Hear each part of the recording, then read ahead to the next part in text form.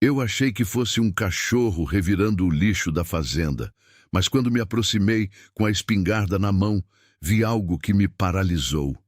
Era uma mulher, grávida, ajoelhada na terra, segurando um pedaço de pão velho como se fosse a coisa mais preciosa do mundo. Quando ela levantou os olhos para mim, eu vi vergonha, fome e um desespero que eu conhecia bem demais. E o que ela me contou depois mudou minha vida para sempre. Eu me chamava Sebastião.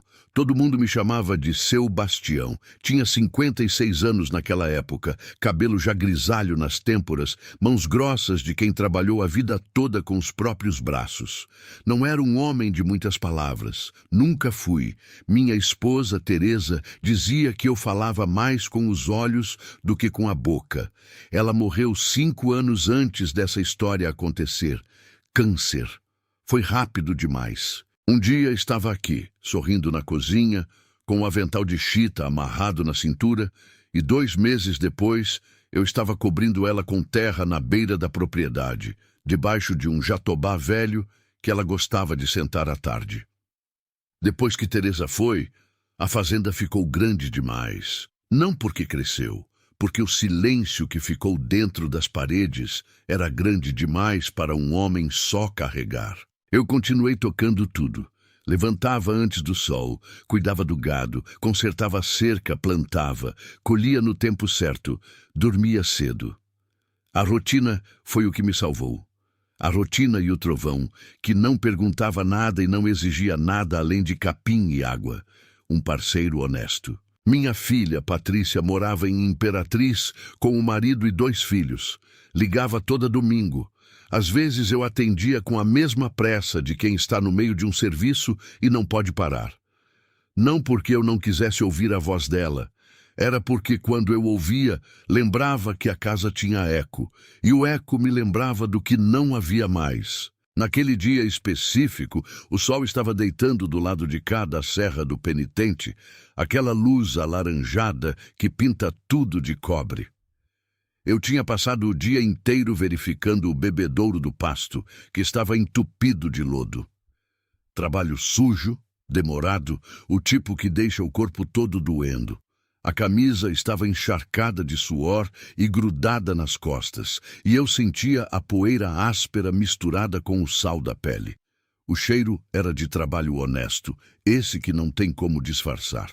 Quando passei pelo caminho que corta o lado sul da propriedade, próximo ao galpão de ferramentas e ao depósito velho, o trovão deu uma parada estranha. Ele fez isso às vezes quando sente alguma coisa que eu ainda não percebi. O instinto do animal é mais afiado que o meu. Eu sempre soube disso.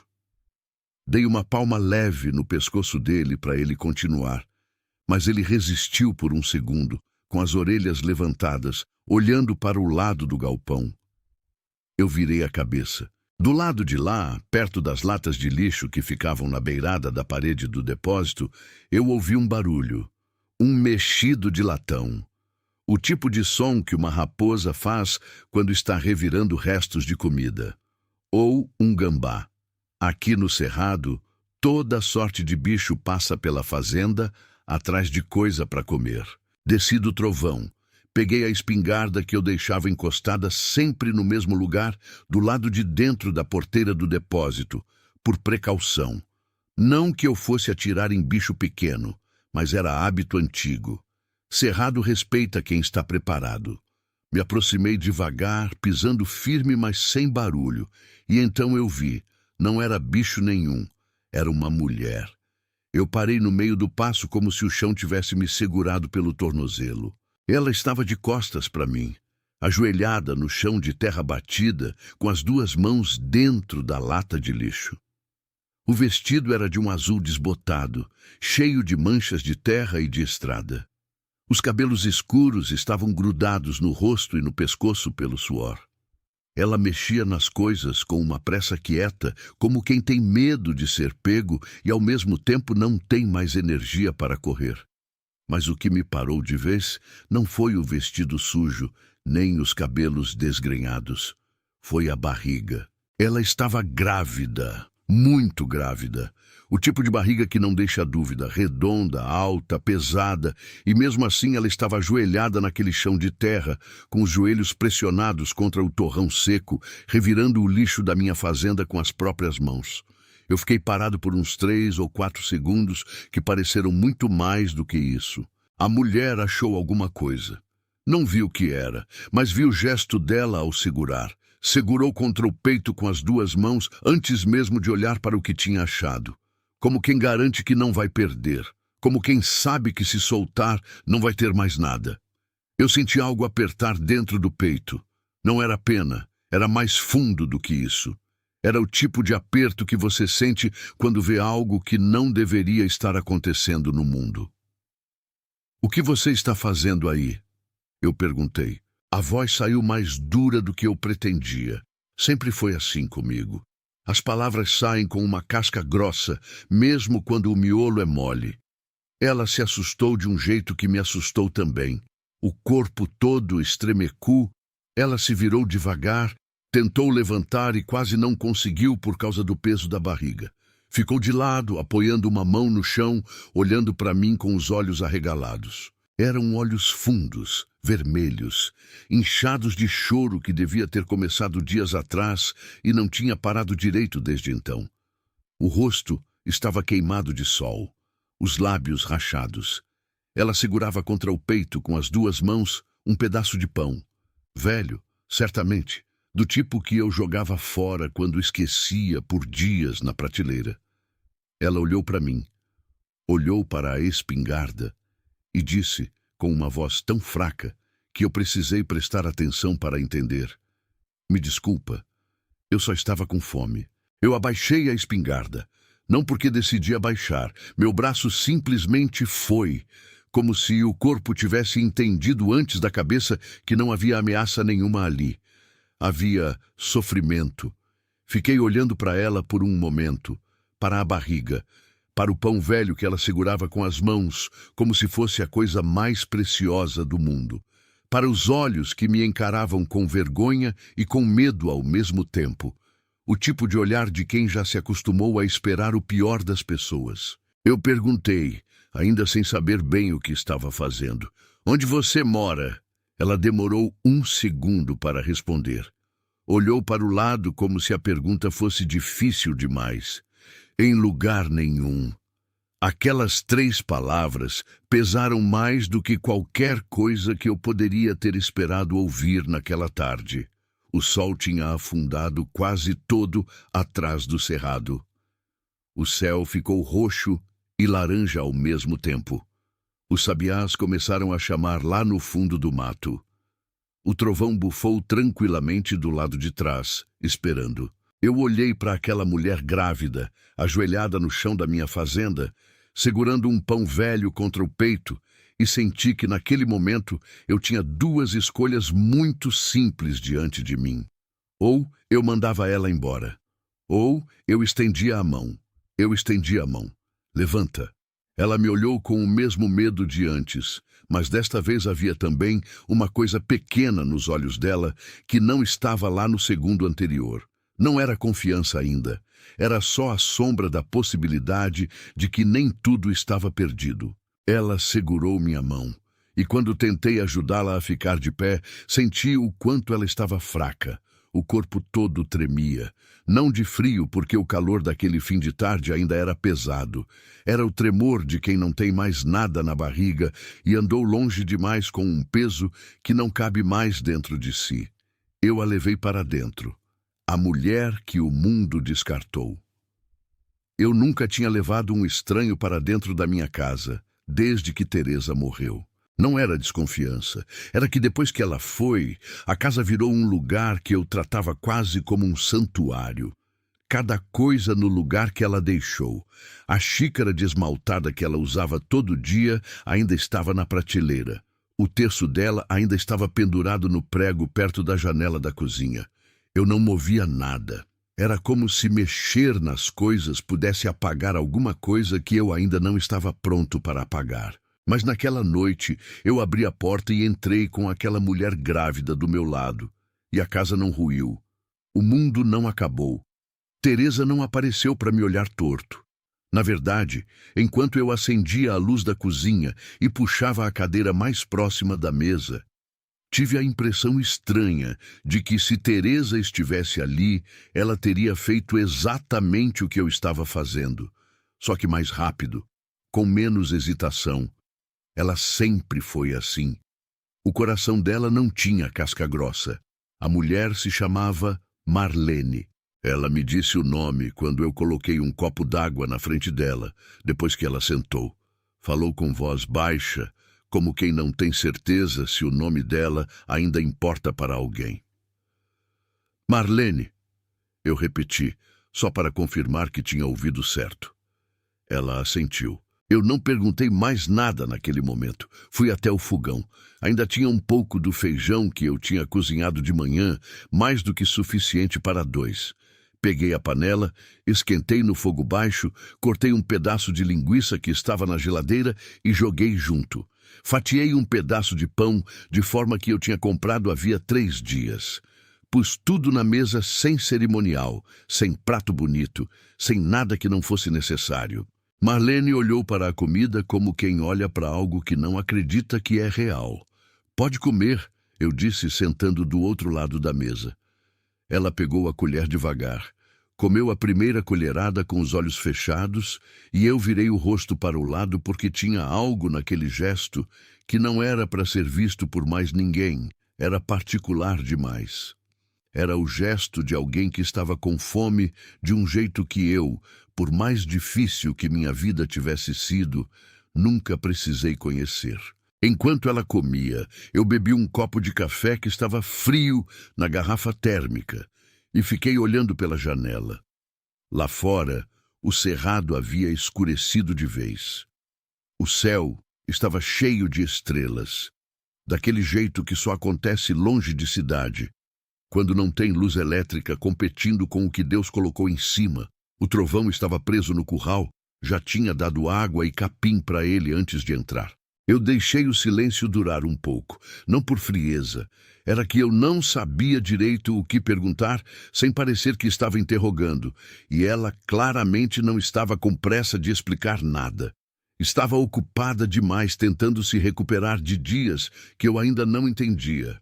Foi ela quem falou primeiro, quando o prato já estava quase vazio. Eu não queria mexer nas suas coisas, disse, sem me olhar. Eu vi a lata de lixo quando passava pela estrada. Tentei continuar andando, mas não consegui. Quanto tempo você está sem comer direito? Perguntei. Ela parou a colher no meio do caminho. Fez uma conta rápida na cabeça, como quem está somando dias que preferia não ter que somar. 2 dias de nada. Antes disso, pouco. 2 dias. Grávida. Andando por estrada de chão. Eu não disse nada, mas fechei a mão em cima da mesa e depois abri de novo, devagar. De onde você veio? Perguntei. Ela me olhou pela primeira vez desde que tinha sentado. Os olhos fundos, ainda vermelhos, mas com alguma coisa diferente agora. Não era mais só medo, era avaliação. Ela estava me medindo, tentando entender se eu era o tipo de homem que merecia uma resposta honesta, ou o tipo que usaria o que ouvisse contra ela. Deve ter decidido que eu era o primeiro, porque começou a falar. Marlene tinha 28 anos. Era de uma cidade pequena chamada Brejinho, no sul do Maranhão, a quase 180 quilômetros dali. Tinha se casado 2 anos antes com um homem chamado Rubens, filho de agricultores da região. Ela disse que era uma boa vida simples, mas era boa. Eles tinham um pedaço de terra pequeno arrendado, um projeto de plantar feijão e milho e um filho chegando que os 2 queriam muito.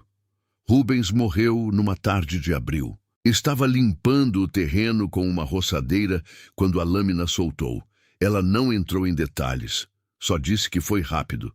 Que quando chegaram não havia mais nada a fazer, que ela ficou sentada na beira do caminho de terra por horas antes de conseguir andar de volta para casa.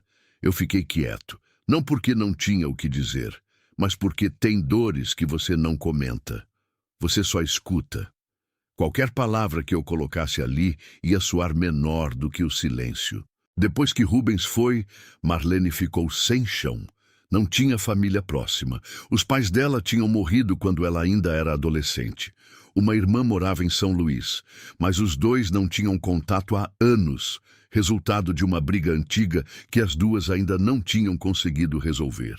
Então ela foi para a casa da sogra, Dona Eunice, porque não tinha outro lugar para ir. Foi aí que a história ficou mais pesada.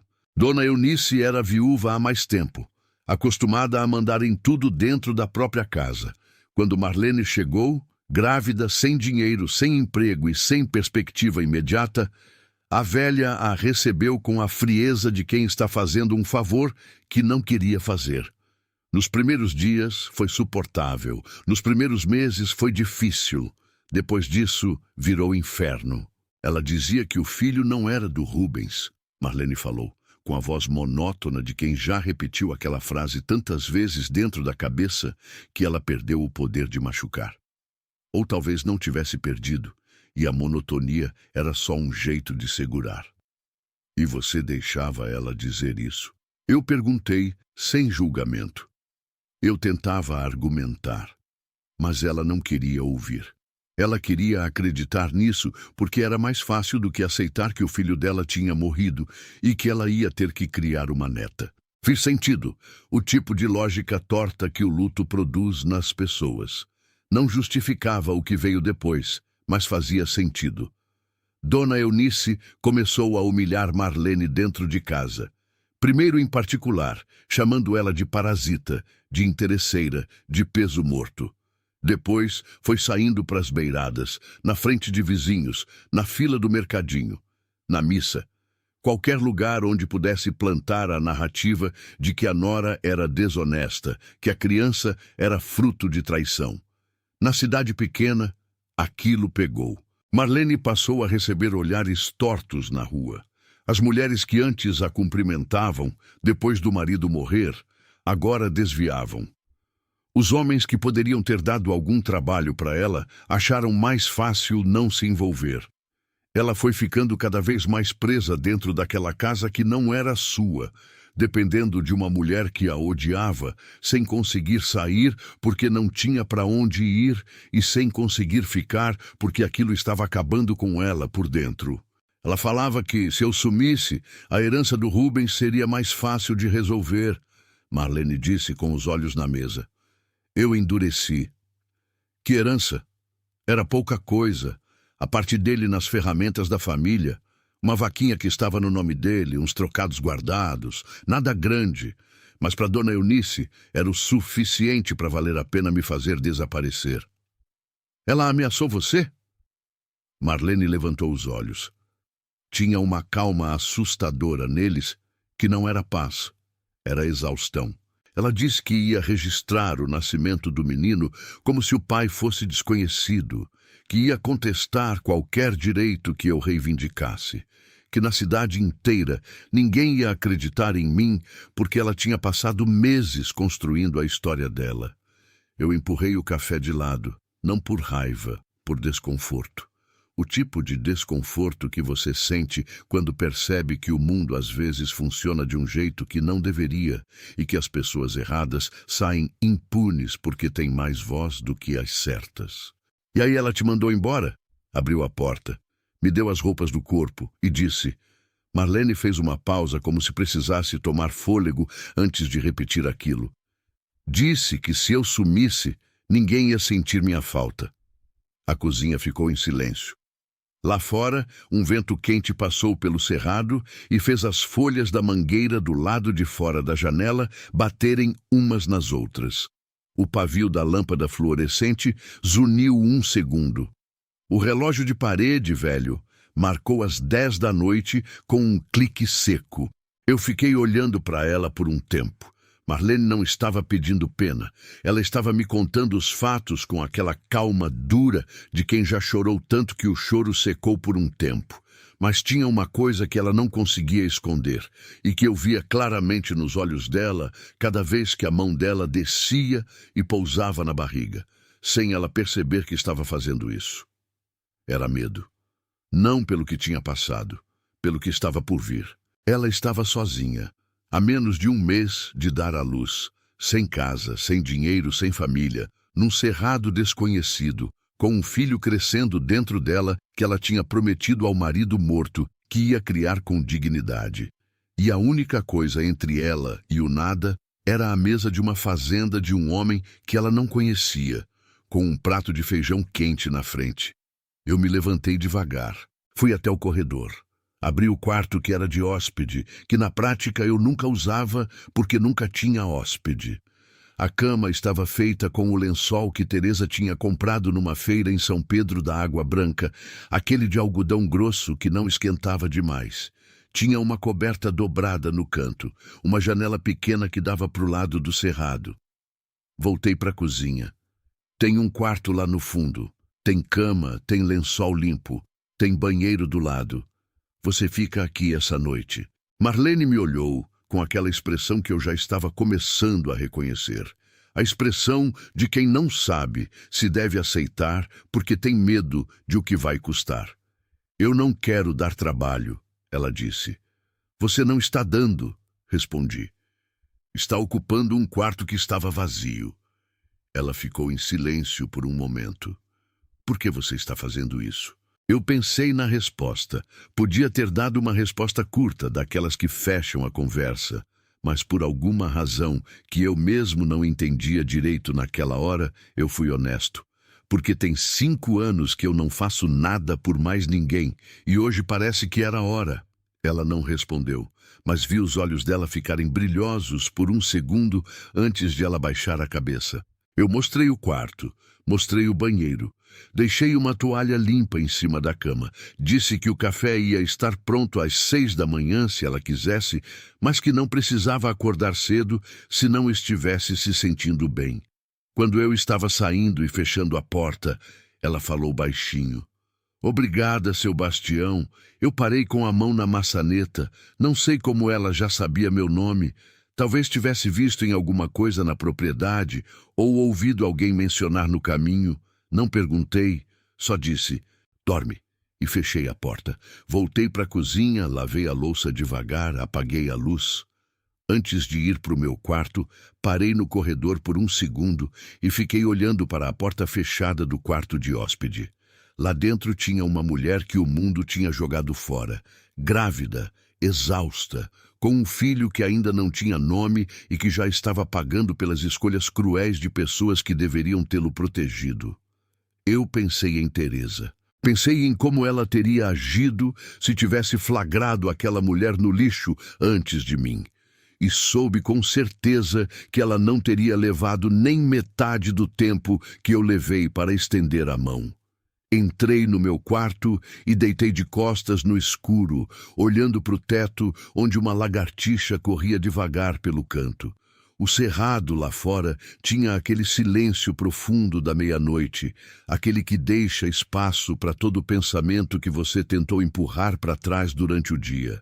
Eu estava com 56 anos, viúvo, sozinho, sem plano para o dia seguinte além do que o gado precisasse de mim. E de repente, pela primeira vez em muito tempo, a casa não parecia grande demais. O que cresce devagar é o que fica.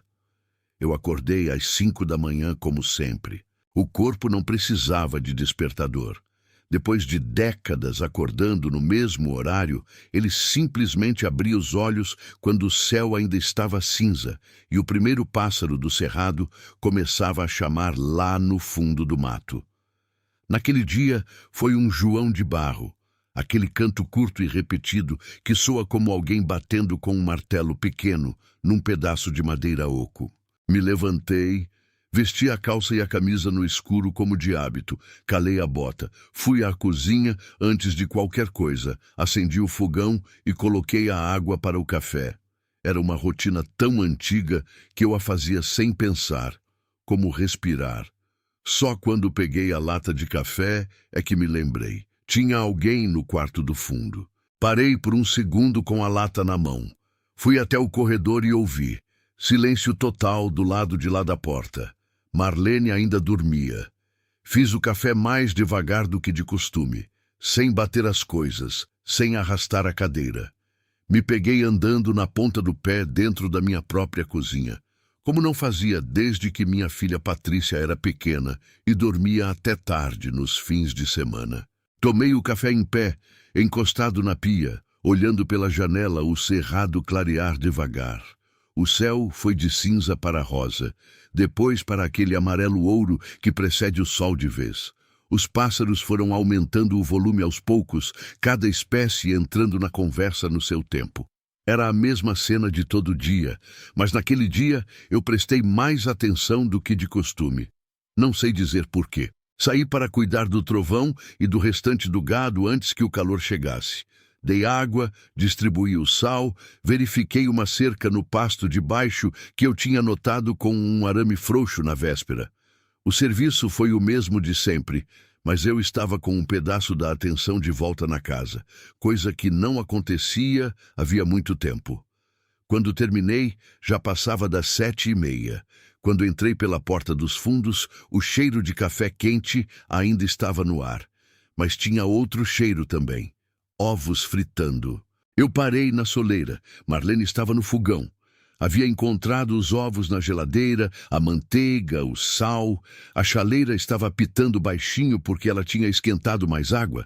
Ela estava de costas para mim, mexendo a frigideira com cuidado, usando um pano de prato dobrado para proteger a mão do cabo quente. O vestido azul desbotado era o mesmo da véspera, mas o cabelo estava preso agora, num coque simples, feito com o elástico que devia ter tirado do próprio pulso.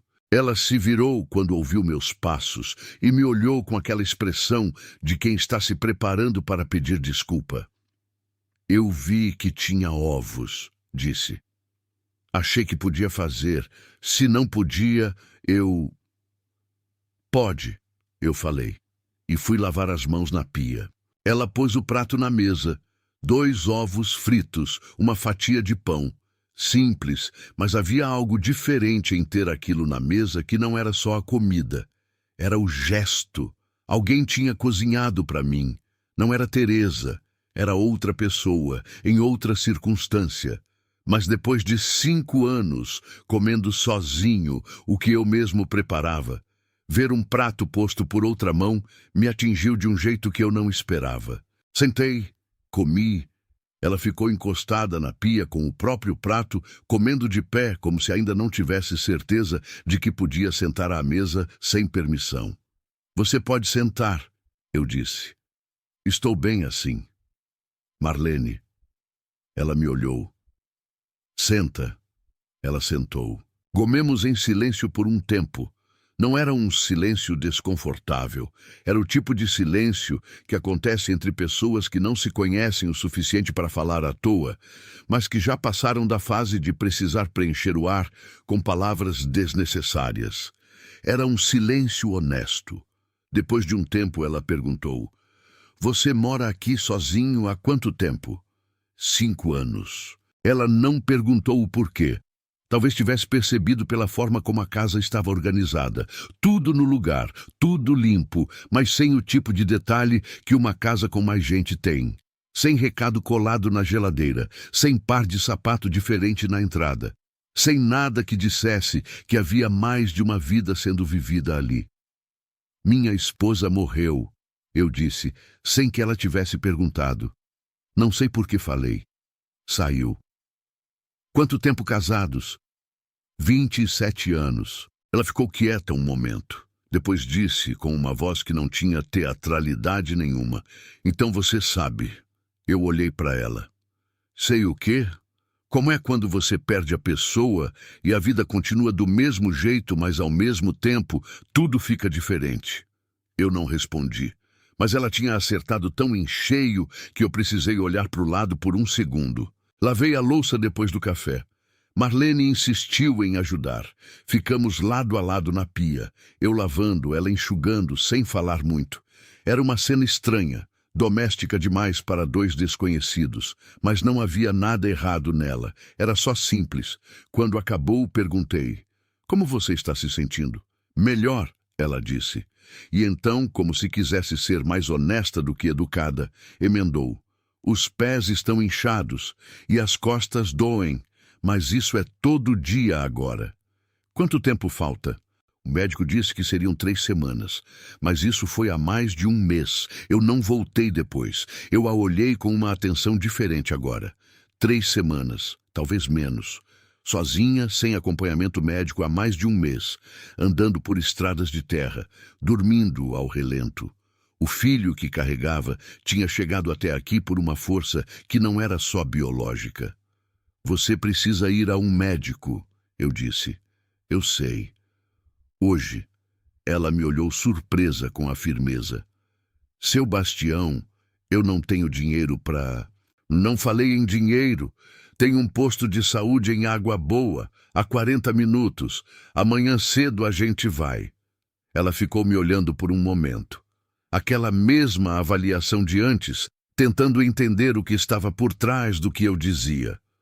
Depois baixou o olhar para a barriga, pôs a mão nela com aquele gesto suave e involuntário que eu já tinha notado, e assentiu levemente.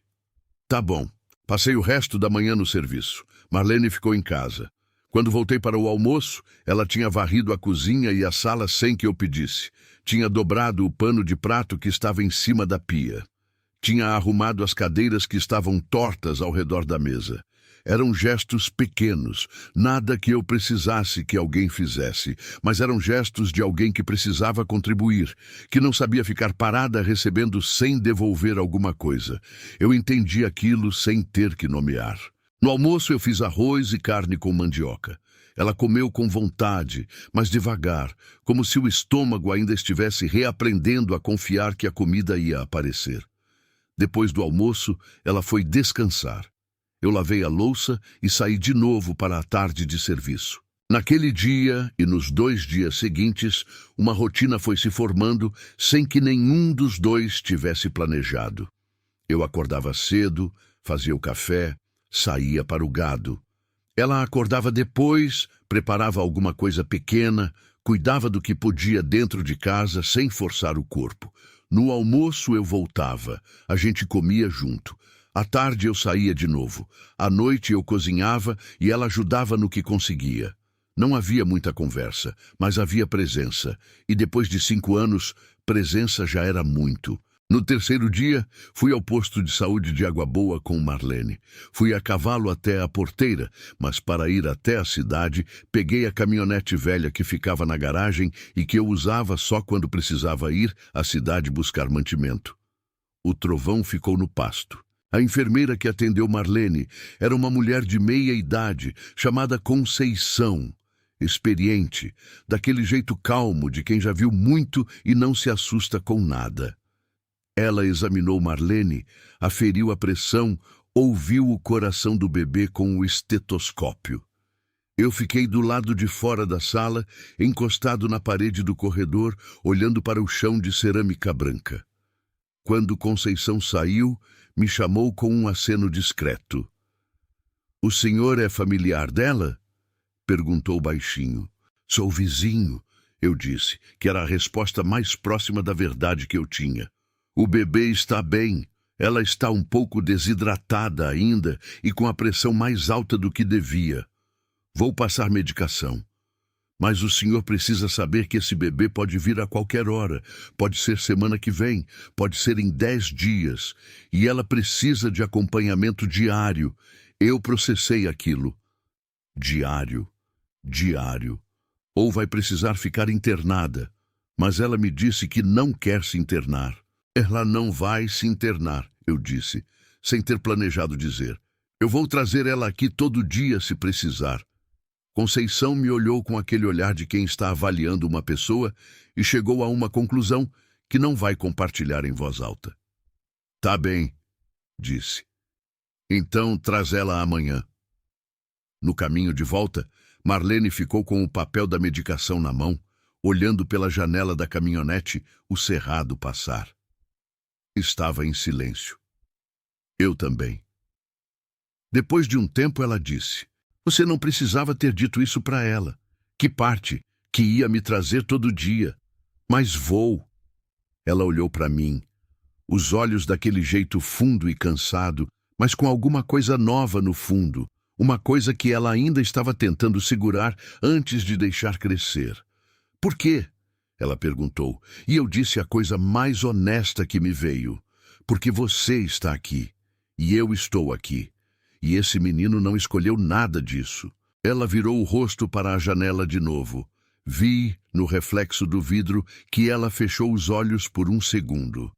Não disse mais nada. Eu também não precisei. Quando a tempestade avisa.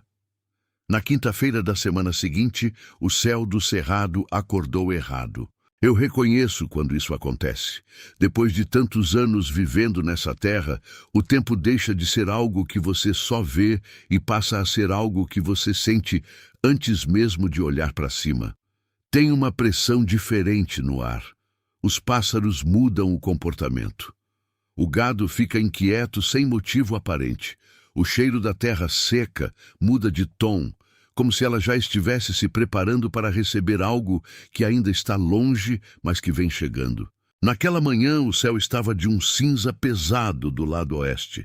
Aquele que no Maranhão a gente chama de chuva de pedra quando chega bravo. Mas no leste ainda tinha sol. Era essa mistura que me preocupava. Não era chuva normal, era temporal. Levantei mais cedo do que de costume, antes mesmo do João de Barro cantar. Tomei o café rápido e fui ao galpão buscar o trovão.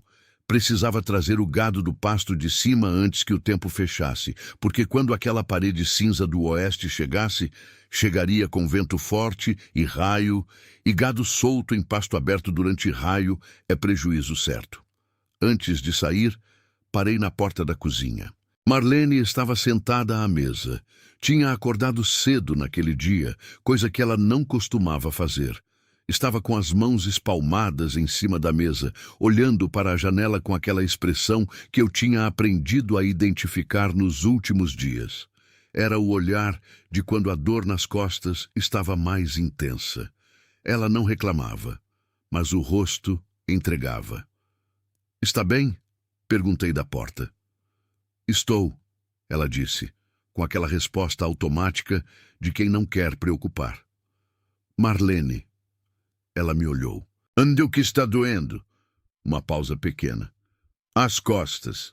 Mais do que ontem, mas já é normal no fim. Se piorar, você me chama. O rádio está na sala, canal 4. Eu ouço de qualquer ponto da propriedade." Ela assentiu. "Vou trazer o gado antes do tempo fechar. Devo estar de volta em 2 horas. Vai com cuidado." Fui. Selei o trovão no escuro da madrugada ainda, com a lanterna presa no chapéu. O animal estava agitado, sentindo a mesma coisa que eu. Ele bufou quando coloquei a sela, pisou no lugar, coisa que ele raramente fazia. Dei uma palmada firme no pescoço dele. "Eu sei", falei para ele. "A gente vai rápido." O pasto de cima ficava a uns 2 quilômetros da sede, subindo por uma trilha que cortava um trecho de mata de galeria antes de abrir no Cerrado Limpo. O gado estava lá, 23 cabeças espalhadas pelas beiradas. Quando cheguei, já dava para ouvir o trovão distante do lado oeste. Um som baixo, contínuo, como uma conversa brava que ainda não chegou perto, mas que está vindo. Trabalhei rápido. O trovão conhecia aquele serviço tão bem quanto eu. Ele se movia instintivamente pelas laterais do rebanho, cortando o caminho dos animais que tentavam se dispersar. Juntos, a gente empurrou o gado pelo caminho de volta, descendo a trilha no trote curto, levantando poeira misturada com o primeiro cheiro de umidade que o vento trouxe do oeste. Quando fechei a porteira do curral grande e contei as cabeças, faltava uma. Contei de novo. Faltava. Era a bezerra mais nova, a que tinha nascido há menos de 3 meses. Pequena, curiosa, o tipo que escapava pelo buraco menor da cerca sem dificuldade. Eu já tinha reforçado a cerca do pasto de cima por causa dela 2 vezes. Olhei para o céu. A parede cinza estava chegando rápido. O vento tinha aumentado. As primeiras folhas secas estavam levantando do chão e voando em círculo. Tinha que buscar a bezerra. Voltei com o trovão pelo caminho, desta vez mais fundo no pasto, varando pelo trecho de mata de galeria que ele evitava quando estava sozinho, mas que eu conhecia bem. Encontrei a bezerra do outro lado do riacho seco, presa numa moita de jurubeba, com a pata traseira enrolada numa raiz exposta. Ela berrava baixinho, com aquele choro fino de filhote que não entende o que está acontecendo. Desci do cavalo. Soltei a pata dela com cuidado, verificando se tinha machucado. Não tinha, só assustada. Botei ela na frente do trovão e voltamos. Quando cheguei na sede, já eram quase 2 horas de lida. O céu tinha fechado completamente. Os primeiros pingos grossos estavam caindo, aqueles que no cerrado chamam de precursores, porque chegam antes da chuva de verdade. Espaçados, pesados, como avisos. Deixei o gado no curral, cuidei do trovão e entrei correndo pela porta dos fundos antes que a chuva chegasse de verdade. A cozinha estava vazia. Marlene, chamei. Nada. Fui até o corredor. O quarto dela estava com a porta entreaberta.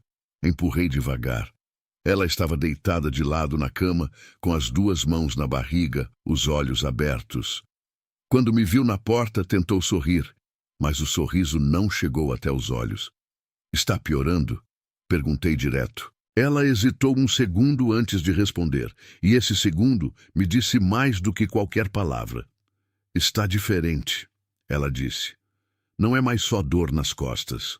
Eu entrei no quarto. Fiquei de pé perto da cama. Diferente como? Tem umas dores que vêm e vão. Começa aqui. Ela pôs a mão nas costas. E vai para frente. Fica uns 30 segundos e passa. Depois de um tempo vem de novo. O estômago apertou. Desde quando? Desde que você saiu. 2 horas. Dores que vinham e iam de 30 segundos com intervalo. Eu conhecia o suficiente sobre parto para entender o que aquilo significava. Teresa tinha tido a Patrícia aqui na fazenda mesmo, porque não deu tempo de chegar ao hospital. Eu tinha ajudado. Nunca esqueci. Quanto tempo entre uma dor e outra? Ela pensou. Uns 10 minutos. Talvez menos agora. Fui até a janela. A chuva estava chegando de vez, o barulho do vento nas telhas aumentando.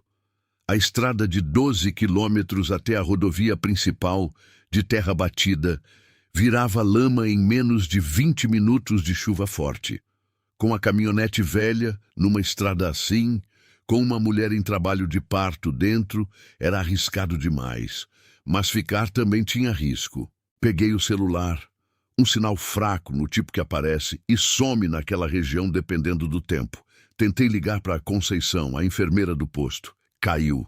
Tentei de novo. Caiu de novo. Fui até o rádio na sala. Canal 4, como eu tinha dito para Marlene. Chamei o vizinho mais próximo, o Zé Antônio, que morava a 20 minutos de cavalo, mas que tinha uma caminhonete mais nova e conhecia a estrada melhor do que eu. Silêncio no rádio. Chamei de novo. Silêncio. O temporal estava chegando e com ele as interferências. O rádio chiou e não trouxe resposta nenhuma. Voltei ao quarto de Marlene. Ela estava sentada na beira da cama agora, com as mãos nas costas, respirando fundo. Quando a dor passou, ela soltou o ar devagar e me olhou com aqueles olhos que já não tinham mais espaço para medo novo. Estavam cheios demais. "O que você vai fazer?" ela perguntou. Eu fiz o que sabia fazer quando o problema era maior do que a solução que eu tinha. Pensei. A chuva bateu de vez nas telhas com um estrondo. O vento entrou pela fresta da janela e moveu a cortina. Lá fora, o cerrado virou uma parede de água cinza. A estrada já estava perdida. "Você vai ficar aqui", eu disse. "Eu vou preparar tudo o que for preciso." "Seu bastião", ela disse com uma voz que tentava ser firme, mas estava tremendo nas bordas. "Eu precisava estar num hospital." "Eu sei." Parei na porta e olhei para ela. "Mas agora você está aqui. E eu já passei por isso antes. Você não está sozinha." Ela me olhou por um longo segundo. Depois fechou os olhos, respirou fundo, e quando abriu de novo, havia uma coisa diferente neles. Não era alívio, era decisão. A decisão de confiar, porque a alternativa era o desespero, e ela já estava cansada demais do desespero. "Tá bom", ela disse. Eu saí do quarto e fui preparar o que precisava. A chuva rugia lá fora como se o céu tivesse uma conta velha para cobrar. E dentro da fazenda Bom Jesus, entre 4 paredes de adobe, um filho que não tinha escolhido nada estava decidindo que era hora de chegar. O tempo que não espera. Tem momentos na vida que o relógio some. Não é que o tempo para. É que ele acelera de um jeito que você não consegue mais medir em minutos. Você mede em respirações, em intervalos entre uma dor e outra. Em quantas vezes você vai de um cômodo ao outro tentando garantir que tudo está no lugar antes que o inevitável chegue. Eu conhecia aquela sensação. Tinha vivido ela uma vez antes, 28 anos atrás, quando Patrícia resolveu nascer numa madrugada de abril sem avisar direito. Naquela época eu era mais jovem, mais assustado, e tinha Teresa que, mesmo no meio da dor, me dizia o que fazer. Desta vez, eu era o mais velho da sala, e a única referência que eu tinha era a memória. Fui ao armário do banheiro, peguei o que tinha. Atadura, álcool, algodão, a tesoura pequena de aço inoxidável que eu usava para curativo do gado e que estava esterilizada. Peguei os lençóis mais limpos que eu tinha, os de algodão que Teresa tinha comprado e que eu lavava todo mês mesmo sem usar, por hábito. Fui esquentando água na chaleira grande, a de 5 litros, porque eu sabia que ia precisar. Enquanto fazia isso, ia até o quarto de Marlene, a cada poucos minutos para verificar. Ela estava lidando com as contrações da forma que mulher forte lida. Sem gritar, sem dramatizar, dobrando levemente o corpo quando a dor chegava, respirando fundo pela boca, soltando o ar devagar, e quando passava, ficava quieta, conservando energia para a próxima. Quanto tempo entre uma e outra agora? Perguntei na segunda vez que fui verificar. Ela olhou para o relógio de pulso que estava na mesinha de cabeceira. O de Rubens, percebi. Ela tinha preservado aquilo. 7 minutos. Estava diminuindo. Na terceira vez que entrei, eram 5 minutos. Tentei o celular de novo. Um sinal fraco apareceu por uns 30 segundos. Liguei para o número do SAMU da região. Atendeu. Expliquei a situação. A atendente pegou o endereço. Disse que ia acionar uma equipe, mas que com o temporal e a estrada de terra, eles não tinham previsão de chegada. Podia ser 1 hora, podia ser 2. 2 horas. As contrações de Marlene estavam em 5 minutos. Desliguei o telefone e fiquei parado na sala por uns 3 segundos, olhando para o chão. Depois sacudi a cabeça, respirei e voltei para o quarto. O SAMU foi acionado, disse para ela. Mas não sabe quando chega. Não era pergunta, era constatação. Ela tinha ouvido minha voz no telefone do quarto. Não, ela assentiu levemente. A dor chegou de novo antes que ela pudesse responder. Eu vi o corpo dela tensionar, as mãos se fechando no lençol, a respiração mudando de ritmo. Durou quase 40 segundos desta vez. Quando passou, ela ficou com os olhos fechados por um momento, recuperando. Seu bastião, ela disse, sem abrir os olhos. Você precisa me dizer uma coisa com honestidade. Pode falar. Você sabe o que está fazendo? Eu poderia ter mentido. Teria sido mais fácil, mas ela me perguntou com honestidade e ela merecia o mesmo. Eu acompanhei o nascimento da minha filha aqui nessa fazenda. Faz quase 30 anos. Mas eu me lembro. Ela abriu os olhos e me olhou. Foi bem? Foi. Teresa e a Patrícia ficaram as duas bem. Um silêncio. Então tudo bem, ela disse. E fechou os olhos de novo. Aquela confiança que ela depositou em mim naquele momento pesou de um jeito que eu não estava esperando. Era uma responsabilidade que eu não tinha pedido e que não tinha como devolver. Ela estava aqui. O filho dela estava chegando. E eu era o que havia. Preparei o quarto da melhor forma que eu consegui. Coloquei os lençóis limpos, organizei o material na mesinha de cabeceira, esquentei mais água. Trouxe a luz extra, aquela lanterna de cabeça que eu usava nas madrugadas de parição do gado, e deixei perto caso a energia caísse, porque com aquele temporal era questão de tempo. A energia caiu às 11h17 da manhã. Eu ouvi o clique do disjuntor. As luzes se apagaram e a chuva continuou batendo nas telhas com o mesmo vigor indiferente. Peguei a lanterna. Acendi.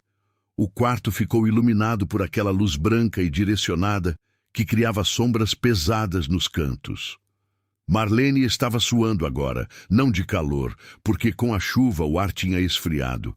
Era o suor do esforço, aquele que não tem nada a ver com temperatura. Você precisa de água, eu disse. Eu sei. Trouxe um copo. Segurei enquanto ela bebia porque as mãos dela estavam ocupadas, segurando a beira da cama. Ela bebeu metade e virou o rosto. As contrações estavam em 3 minutos agora. Eu tinha calculado mentalmente e sabia o que aquilo significava. Não ia demorar muito mais. O SAMU não ia chegar a tempo. Era eu e ela e aquele filho que estava decidindo chegar no meio do temporal. Respirei fundo. Fui até o lado da cama e sentei na cadeira que eu tinha trazido da cozinha mais cedo. Olhei para ela. Marlene, me olha. Ela abriu os olhos. Eu estou aqui. Não vou sair desse quarto. Você entendeu? Ela me olhou por um momento longo. A dor começou a chegar de novo. Eu vi pelo jeito que o rosto dela mudou. Mas ela não desviou o olhar de mim. Entendi, disse antes da contração fechar o mundo dela. A chuva rugia lá fora. O temporal não tinha a menor intenção de ter misericórdia com ninguém. Mas dentro daquele quarto de adobe, com uma lanterna de cabeça iluminando o que precisava ser iluminado, e um fazendeiro viúvo que estava lembrando de tudo que a vida tinha um dia lhe ensinado, havia uma determinação que o temporal não conseguia afetar. Eu tinha prometido que ela não estava sozinha. E eu não era homem de quebrar promessa. A primeira tensão chegou quando Marlene, no meio de uma contração mais forte do que as anteriores, segurou meu pulso com uma força que eu não esperava de alguém tão esgotada. As mãos dela tremiam, mas o aperto era firme. Não some, ela disse com a voz saindo entre os dentes cerrados pela dor. Não vou, eu disse, e fiquei. O relógio na parede marcava 12:10, quando eu percebi que o intervalo entre as contrações tinha sumido quase completamente. Elas estavam vindo uma atrás da outra, com espaços curtíssimos entre uma e outra, e Marlene já não estava mais controlando a respiração da mesma forma. Estava mais difícil, mais urgente. Eu me levantei da cadeira. Era hora. Não havia mais tempo para esperar o SAMU. Não havia mais tempo para torcer pelo celular, pegar sinal ou pelo rádio responder. Havia só aquele quarto, aquela mulher, aquele filho e tudo o que eu sabia fazer com as próprias mãos. Marlene, eu disse com a voz mais calma que consegui, está chegando a hora. Você precisa me ouvir agora. Cada coisa que eu falar, você faz. Combinado? Ela estava com os olhos fechados, respirando rápido, mas assentiu. Combinado, ela disse. Lá fora, um raio rasgou o céu, e o trovão veio logo atrás, tão perto que fez as telhas vibrarem. E dentro da fazenda Bom Jesus, entre 4 paredes que já tinham guardado alegria e luto e silêncio, e agora guardavam também isso, uma vida nova estava prestes a entrar no mundo, com ou sem temporal, com ou sem SAMU, com ou sem nada além de um homem de 56 anos que havia aprendido em toda a sua vida que quando não existe mais ninguém, você é o que precisa existir. A segunda tempestade. Tem uma diferença entre ter medo e estar com medo. Ter medo é quando você recua. Quando o tamanho do problema é maior do que a sua vontade de enfrentá-lo e você dá um passo atrás, procura saída, procura alguém que resolva no seu lugar. Estar com medo é diferente. Estar com medo é quando você reconhece o tamanho do problema, sente o peso dele inteiro no peito e mesmo assim não move os pés para trás. Você fica. Porque tem algo na sua frente que é maior do que o medo que está dentro de você. Eu estava com medo naquele quarto. Estava com medo de errar, de esquecer alguma coisa que deveria lembrar, de que minha memória de quase 30 anos atrás falhasse no momento mais importante. Estava com medo de que o filho de Marlene chegasse ao mundo e eu não fosse suficiente para garantir que os dois ficassem bem. Mas eu não recuei, porque na cama à minha frente havia uma mulher que o mundo inteiro tinha abandonado e que agora estava me olhando com os únicos olhos que ela tinha para olhar. E nesses olhos havia uma confiança que eu não merecia e que, ao mesmo tempo, era a única coisa que ela ainda podia oferecer. Eu não ia desperdiçar isso, me concentrei no que eu sabia. A primeira coisa que eu aprendi quando Patrícia nasceu foi que parto não é emergência médica na maioria das vezes. É um processo. O corpo da mulher sabe o que está fazendo. O papel de quem está ao lado é não atrapalhar e estar pronto para o momento certo. Teresa me ensinou isso enquanto ela mesma estava passando pelo processo, o que até hoje me parece a coisa mais corajosa que já vi alguém fazer. Mantive Marlene o mais confortável que eu conseguia entre as contrações. Água quando ela queria, a mão quando ela precisava segurar alguma coisa, palavras curtas e diretas quando ela precisava de orientação, e silêncio quando o silêncio era o que servia. A chuva não deu trégua em nenhum momento.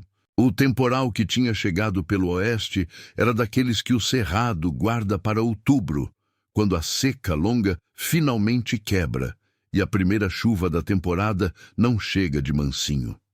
Chega de uma vez, com raio e vento e água grossa que bate de lado nas paredes e entra pelas frestas que você achava que tinha vedado direito. O barulho nas telhas era constante, aquele rodar de água que não deixa você ouvir mais nada além dele. A energia continuava cortada. A lanterna de cabeça estava firme, mas eu tinha colocado também 2 velas grossas na mesinha de cabeceira, daquelas que eu guardava para apagão, como precaução. O quarto estava iluminado por aquela luz alaranjada e trêmula que fazia tudo parecer mais antigo, mais grave, mais real do que qualquer luz elétrica conseguiria fazer. Às 11h42, pelo relógio de Rubens na mesinha, a segunda tensão chegou. E ela chegou de um jeito que eu não estava esperando. Marlene estava no meio de uma contração forte, a mais forte até então, quando de repente parou de respirar do jeito que estava respirando e ficou absolutamente quieta por 2 ou 3 segundos que pareceram muito mais do que isso. O tipo de quieto que não é descanso. É o corpo dizendo que alguma coisa mudou. Eu me levantei da cadeira de uma vez. Marlene. Ela não respondeu de imediato. Marlene, me olha. Ela abriu os olhos devagar. Estavam diferentes. Não era só a exaustão. Havia ali uma cor que eu não gostei de ver. Uma palidez que não estava presente 20 minutos atrás. Estou tonta, ela disse, com a voz saindo fina. Pus a mão na testa dela. Não estava com febre. Estava fria, suor frio, aquele que o corpo produz quando a pressão cai. A Conceição, a enfermeira do posto, tinha dito que a pressão de Marlene estava mais alta do que devia. Alta demais pode ser tão perigoso quanto baixa demais, dependendo do momento. E no meio de um trabalho de parto, qualquer variação brusca era o tipo de coisa que eu não tinha equipamento nem preparo para manejar sozinho.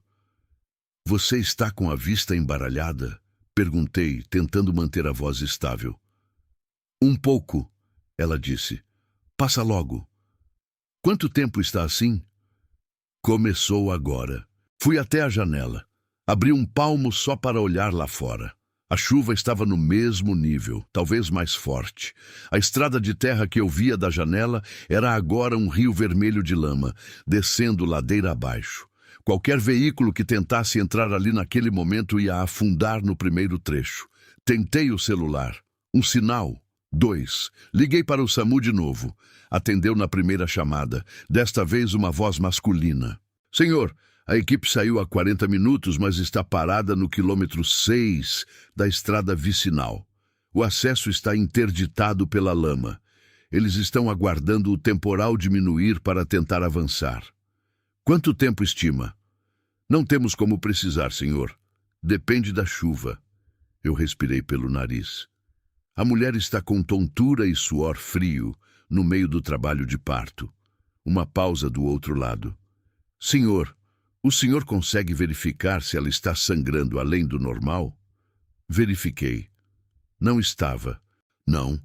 Então o mais provável é queda de pressão por esforço e desidratação.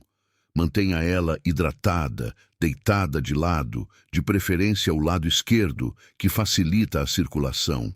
Se ela perder a consciência ou começar a sangrar intensamente, nos avise imediatamente. Desliguei. Voltei para o quarto. Ajudei Marlene a mudar de posição, colocando ela levemente inclinada para o lado esquerdo com um travesseiro dobrado nas costas para apoio. Ela deixou, sem resistir, o que me dizia que estava mais fraca do que aparentava.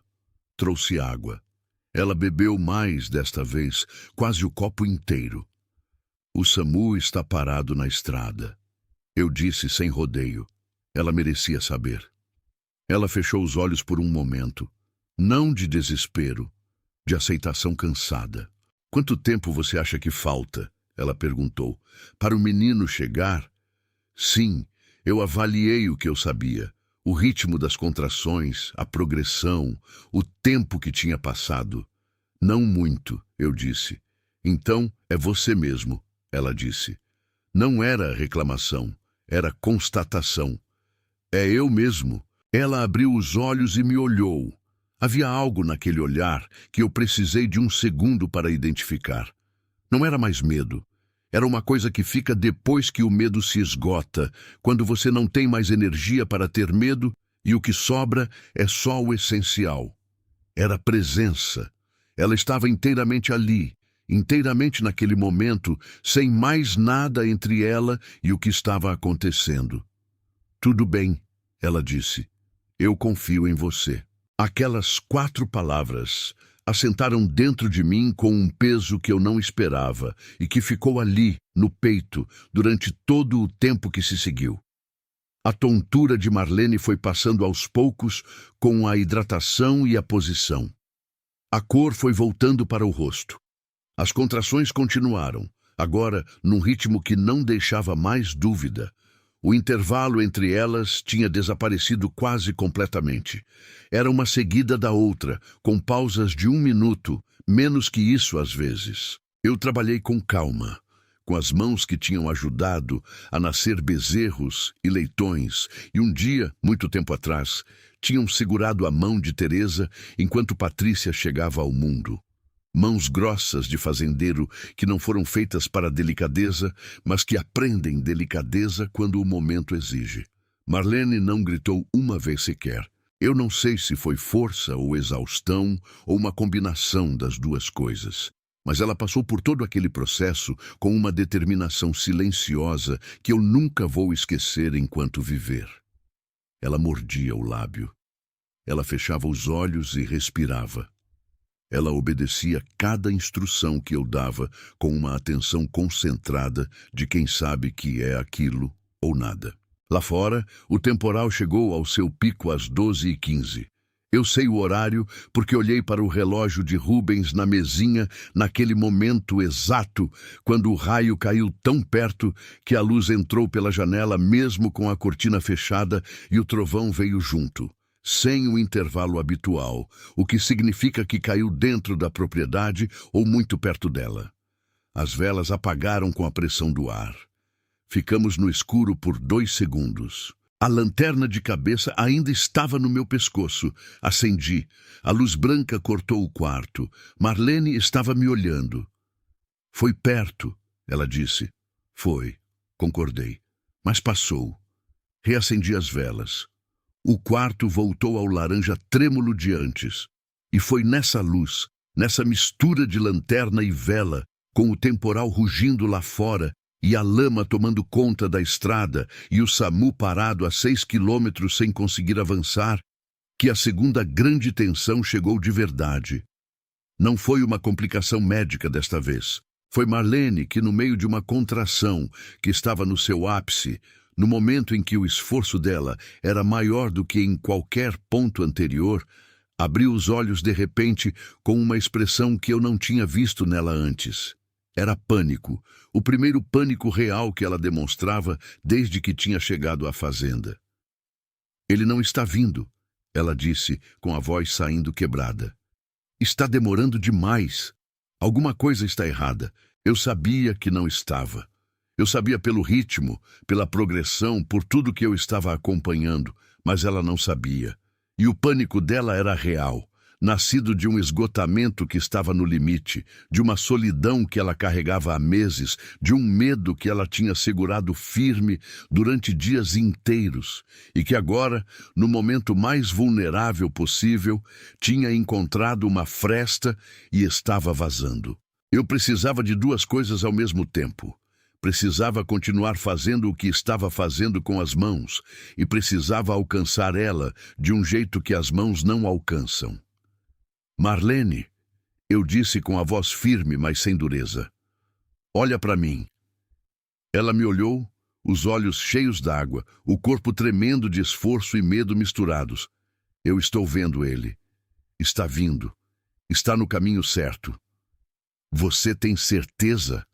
A voz dela saiu com uma fragilidade que partia. "Eu tenho certeza. Mais uma ou duas contrações. Você precisa me dar mais uma ou duas." Ela fechou os olhos. Uma lágrima desceu pelo lado do rosto e sumiu no travesseiro. "Eu estou tão cansada", ela disse. "Eu sei. Eu não sei se consigo." "Consegue." "Como você sabe?" Eu parei por um segundo. Havia uma resposta honesta para aquilo e eu a dei. "É porque você andou dias numa estrada de terra grávida e com fome e sem ninguém do seu lado, e não parou. Uma mulher que faz isso consegue mais duas contrações." Ela ficou em silêncio por um momento que pareceu longo, depois respirou fundo e fez o que precisava fazer. Às 12h38, pelo relógio de Rubens, o filho de Marlene chegou ao mundo. Chegou quieto, como chegam as crianças às vezes, e por um segundo, que foi o segundo mais comprido da minha vida, não fez barulho nenhum. Eu trabalhei rápido, com as mãos que tremiam levemente, mas não vacilavam, fazendo o que precisava ser feito, e então dei um estímulo suave nas costinhas do menino, como tinha visto Teresa fazer com a Patrícia naquela noite de abril de tanto tempo atrás. O menino reclamou. Um choro pequeno, agudo, indignado, o tipo de choro que diz claramente que o mundo lá fora é frio e barulhento e eu não tinha pedido para estar aqui, mas já que estou, vou reclamar com toda a minha força. Marlene soluçou, não de dor. Era um soluço diferente, o tipo que nasce quando uma tensão que você carregou durante muito tempo se solta de uma vez e o corpo não sabe fazer outra coisa senão deixar sair. Eu olhei para o menino nas minhas mãos. Era pequeno, vermelho, perfeito. Fiz o que precisava ser feito para garantir que estava bem, que estava respirando, que estava aquecido. Envolvi ele no lençol de algodão limpo que eu tinha separado. E me levantei devagar, com ele nos braços, e me aproximei de Marlene. Ela estava exausta, os olhos fundos, o rosto pálido de esforço, os cabelos completamente encharcados de suor grudados na testa e no pescoço. Mas quando eu me aproximei com o menino nos braços, os olhos dela mudaram de um jeito que não tem palavra certa para descrever. É o tipo de coisa que você vê uma vez na vida e não esquece. Coloquei o menino no peito dela. As mãos de Marlene foram para ele instintivamente. Com uma delicadeza que não tinha nada a ver com o estado em que ela estava, ela o envolveu, o encostou contra o peito e ficou olhando para ele por um longo tempo sem dizer uma palavra. O menino tinha parado de chorar, Estava no calor da mãe agora, e isso era suficiente para ele. Lá fora, o temporal começou a perder força aos poucos. A chuva foi diminuindo de intensidade. O vento foi baixando. Os raios foram se espaçando. Era como se o céu tivesse esgotado o que tinha para dizer e agora simplesmente fosse embora, com a mesma indiferença com que tinha chegado. Fui até a janela e abri um palmo. O cheiro que entrou era o cheiro de cerrado molhado, aquele que não existe igual no mundo, terra vermelha que acabou de beber água depois de meses de sede. Mato que respira diferente quando está úmido. Uma limpeza no ar que enche o pulmão de um jeito que faz você entender por que as pessoas que nascem nessa terra nunca conseguem viver longe dela por muito tempo. Ouvi passos no corredor. Não havia como ter passos no corredor. Eu sabia disso, mas o cérebro às vezes faz isso quando você está exausto e emocionalmente no limite. Você ouve coisas que são só memória. Eu tinha ouvido aqueles passos outras vezes naquele corredor. Eram os passos de Teresa indo verificar a Patrícia à noite quando ela era pequena. Sacudi a cabeça. Voltei para a beira da cama. Marlene ainda estava olhando para o filho. O menino tinha os olhos fechados, o punho pequeno encostado no próprio rosto, aquele gesto de recém-nascido que parece que eles estão pensando em algo muito sério. Como você vai chamar ele? Perguntei, sentando na cadeira. Ela demorou um pouco para responder. Quando falou, a voz estava rouca de tanto esforço, mas havia nela uma firmeza que não tinha nada de fraca. Rubens, ela disse, igual ao pai. Eu assentei com a cabeça. Ficamos assim por um tempo. Ela com o filho no peito, eu na cadeira do lado, a lanterna ainda iluminando o quarto porque a energia não tinha voltado. As velas tinham apagado sozinhas em algum momento durante o parto e eu não tinha percebido. Depois de um tempo, Marlene virou o rosto para mim. Você salvou a vida dele, ela disse. Eu quis dizer que não tinha salvado nada, que ela tinha feito o trabalho todo, que eu era só o que havia disponível. Mas pensei nas palavras antes de falar e percebi que qualquer coisa que eu dissesse ia diminuir o que ela estava tentando dizer. Então não disse nada. Fiquei sentado naquela cadeira, com 56 anos, viúvo, sozinho, num quarto iluminado por lanterna, com um recém-nascido no peito da mãe e a chuva do cerrado diminuindo lá fora. E pela primeira vez em 5 anos, o silêncio dentro daquela casa não estava vazio. Ele estava cheio de um choro pequeno e indignado de um menino que tinha decidido chegar ao mundo no meio de um temporal, no quarto de hóspede de uma fazenda desconhecida, nas mãos de um fazendeiro viúvo que não esperava por nada disso e que no fundo mais fundo de si mesmo precisava disso tanto quanto eles precisavam dele. O que se reconstrói devagar o SAMU chegou às 2h20 da tarde. A chuva tinha diminuído o suficiente para que a equipe conseguisse avançar pelo último trecho da estrada de lama. E eu os ouvi antes de vê-los.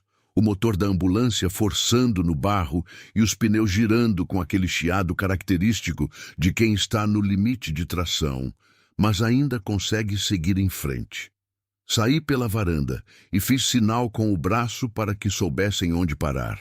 Eram 2 socorristas, um homem e uma mulher, com a expressão de quem passou a última hora dentro de um veículo parado numa estrada de lama, esperando o temporal dar trégua.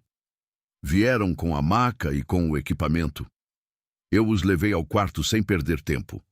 Quando a socorrista, que se chamava Fernanda, examinou Marlene e o menino, ficou em silêncio por um momento que me deixou desconfortável. Depois olhou para mim com uma expressão que eu não consegui classificar imediatamente. Quem fez o parto? Ela perguntou. Eu, disse.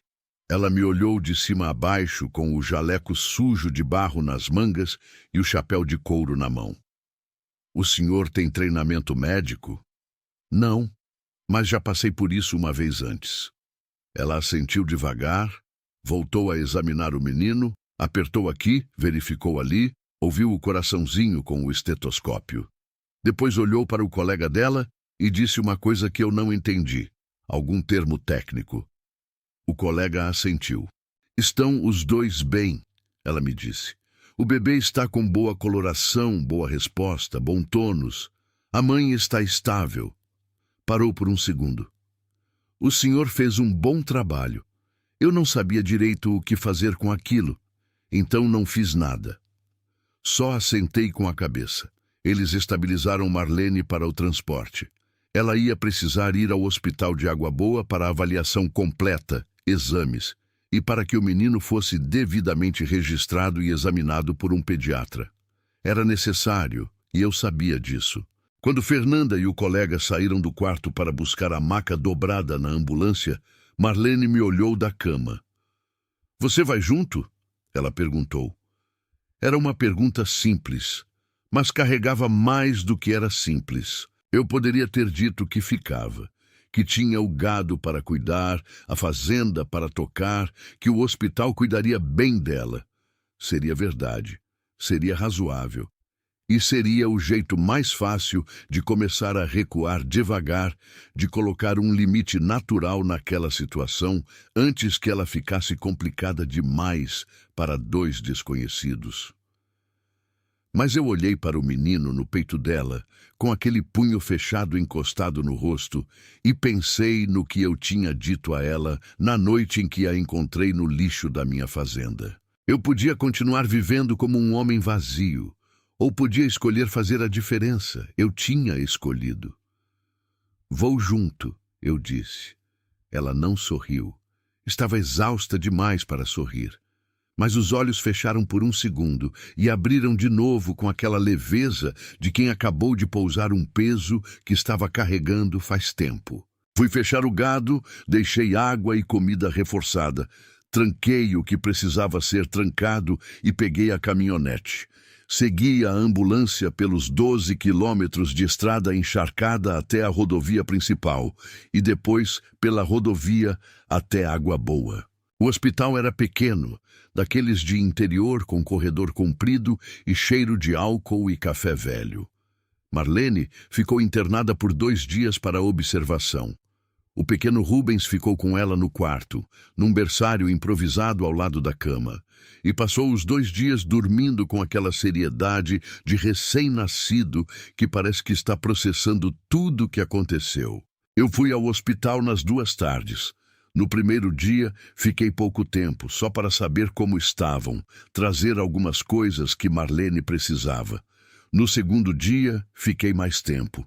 Sentei na cadeira do lado da cama, enquanto ela amamentava o menino, e conversamos de um jeito diferente de como tínhamos conversado até então, mais solto, menos carregado. Ela me contou coisas da vida dela, antes de Rubens, da infância no sul do Maranhão, de como tinha aprendido a costurar com a mãe e de como ainda sabia fazer aquilo de olhos fechados.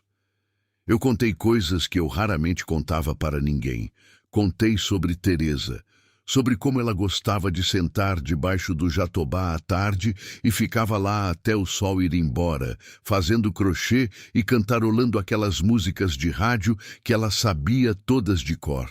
Contei sobre a Patrícia, sobre como eu tinha dificuldade de demonstrar o que sentia por ela e como isso às vezes criava uma distância que eu não queria, mas também não sabia como diminuir.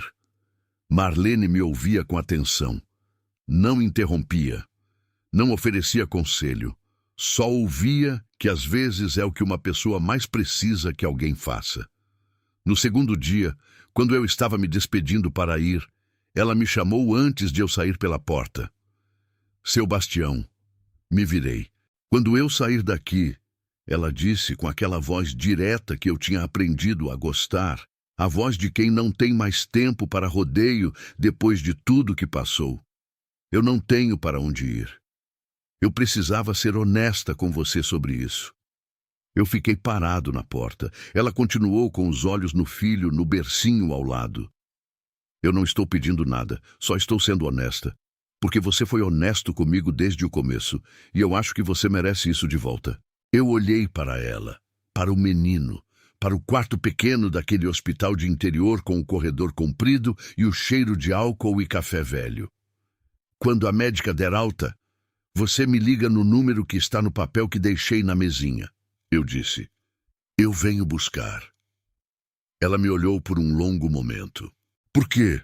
Ela perguntou, e eu reconheci a pergunta. Era a mesma que ela tinha feito naquela noite na cozinha, quando eu tinha preparado o quarto de hóspede para ela. A pergunta de quem foi tão machucada pelo mundo que não consegue mais acreditar em gesto sem procurar o custo escondido. Eu pensei na resposta por alguns segundos. Desta vez, fui ainda mais honesto do que na primeira vez. Porque a minha casa tem um quarto vazio há 5 anos, eu disse. E tem um jatobá velho no lado de fora que merecia ter alguém sentado debaixo dele de vez em quando. Ela ficou em silêncio. Eu saí antes que ela precisasse responder. No terceiro dia, Marlene e o pequeno Rubens tiveram alta. Eu cheguei de manhã cedo com a caminhonete. Ela estava na recepção do hospital quando cheguei, sentada numa cadeira com um menino no colo embrulhado num cobertor azul que a enfermeira tinha dado, com aquela mochila pequena, que era tudo que ela tinha no mundo posta ao lado dos pés. Quando me viu entrar, ela não disse nada. Só se levantou devagar, com o cuidado de quem ainda está se recuperando, e esperou. Eu peguei a mochila. Vamos. Saímos pelo corredor comprido, pela porta de vidro, para o estacionamento de terra batida, onde a caminhonete estava parada debaixo de um buriti que tinha crescido torto para o lado do sol. O dia estava limpo depois da chuva dos dias anteriores. Aquele azul de outubro que o cerrado exibe depois do temporal, como quem mostra que estava guardando aquilo embaixo de tudo e só estava esperando o momento certo para revelar. Eu abri a porta do passageiro. Ela entrou com o menino no colo. Fechei, dei a volta. Entrei, dei a partida. No caminho de volta para a fazenda, durante quase 40 minutos de estrada, o menino dormiu o tempo inteiro com aquela tranquilidade absoluta de quem ainda não sabe que o mundo é complicado. Marlene ficou olhando pela janela o cerrado passar. As árvores baixas e tortas, o capim amarelo que estava ficando verde de novo depois das primeiras chuvas, os cupinzeiros vermelhos que pontilhavam a paisagem como monumentos pequenos e antigos. Num determinado momento ela disse sem tirar os olhos da janela: Você sabe que eu vou precisar resolver muita coisa. A história da dona Eunice, a herança do Rubens, o registro do menino. Sei. Não vai ser fácil. Não vai. Você vai me ajudar? Eu mantive o olho na estrada. Conheço um advogado em São Pedro da Água Branca. Homem honesto, cobrou pouco de mim quando precisei resolver o inventário da Teresa. Vou falar com ele essa semana. Ela ficou em silêncio por um tempo. Depois. Você não me conhece direito ainda, sabe? Sei. Pode ser que eu seja problema. Pode ser. E mesmo assim, não era pergunta, era espanto. A admiração quieta de quem ainda está aprendendo que nem toda generosidade tem armadilha. E mesmo assim, eu confirmei. Ela não disse mais nada, mas vi no reflexo do vidro do lado dela que ela abaixou o rosto para o filho e ficou assim por um bom tempo, com o nariz encostado na testa pequena do menino, em silêncio. Quando chegamos à Fazenda Bom Jesus, eu parei a caminhonete na porteira e desci para abrir. O trovão estava no pasto de baixo e me viu pela cerca. Chegou trotando até a beira com aquela curiosidade habitual de animal que quer saber o que está acontecendo. Marlene desceu com o menino e ficou olhando para a sede.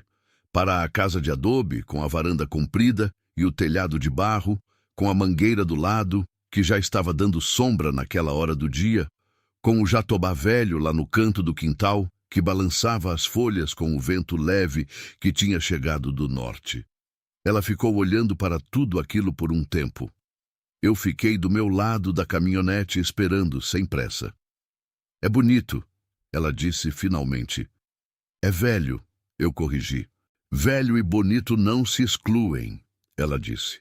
Eu não tinha resposta para aquilo, então fui buscar a mochila dela na caçamba. Entramos. A casa estava como eu tinha deixado, limpa e organizada, com a luz da tarde entrando pela janela da cozinha e aquecendo o chão de cerâmica vermelha que Teresa tinha escolhido quando a gente tinha reformado a casa 20 anos atrás. O cheiro era de madeira velha e café, que era o cheiro que aquela casa sempre teve. Marlene entrou devagar, olhando para tudo com aquela atenção de quem está tentando entender um lugar. Parou em frente à prateleira onde estava a xícara esmaltada de Teresa. Não tocou. Só olhou por um segundo e continuou andando. Eu gostei disso. Levei ela ao quarto de hóspede, que eu tinha preparado melhor nos dias em que ela estava no hospital. Tinha trocado o lençol, lavado a coberta, colocado um cobertor extra para o menino numa caixinha de madeira que eu tinha forrado com um pano macio que achei no fundo do armário. Era improvisado, mas era limpo e era firme. Marlene pôs o pequeno Rubens na caixinha improvisada. Ele continuou dormindo como se nada no mundo tivesse importância, que era provavelmente a visão mais filosófica que qualquer um de nós tinha visto em muito tempo. Ela ficou olhando para ele por um momento. Depois se virou para mim, que estava parado na porta do quarto. "Obrigada", ela disse. A mesma palavra de antes, mas desta vez saiu diferente, mais cheia, como se ela tivesse encontrado dentro dela um lugar melhor para a palavra pousar. Eu assentei com a cabeça. "Descansa, o café vai estar pronto quando você acordar." Saí e fechei a porta. Fui à cozinha. Coloquei a água para ferver. Peguei a lata de café e fiquei parado por um segundo com a lata na mão, do mesmo jeito que tinha ficado parado 3 dias antes, quando lembrei que havia alguém no quarto do fundo. Só que desta vez não era estranheza, era outra coisa. Era a sensação, fina e nova, como o primeiro capim verde depois da seca, de que a casa estava do tamanho certo. Nos dias seguintes, uma rotina foi se formando de novo, diferente da que existia antes, mas com o mesmo tipo de solidez que as coisas ganham quando acontecem de forma natural, sem que ninguém precise forçar. Eu acordava cedo e cuidava do gado. Marlene acordava quando o menino acordava, que era cedo também, porque recém-nascido não negocia horário. Ela amamentava, arrumava o quarto, ia devagar até a cozinha. Às vezes preparava algo pequeno para o café. Às vezes só esperava sentada com o menino no colo enquanto eu chegava do serviço da manhã. Almoçávamos juntos. À tarde, ela descansava quando o menino dormia. Eu voltava ao serviço. À noite eu cozinhava e ela ajudava no que conseguia sem forçar o corpo, que ainda estava se recuperando. Não havia muita conversa, mas havia algo melhor do que conversa. Havia costume. O tipo que se forma devagar, nos cantos, nos gestos repetidos, na forma como 2 pessoas aprendem a dividir o mesmo espaço sem se esbarrar.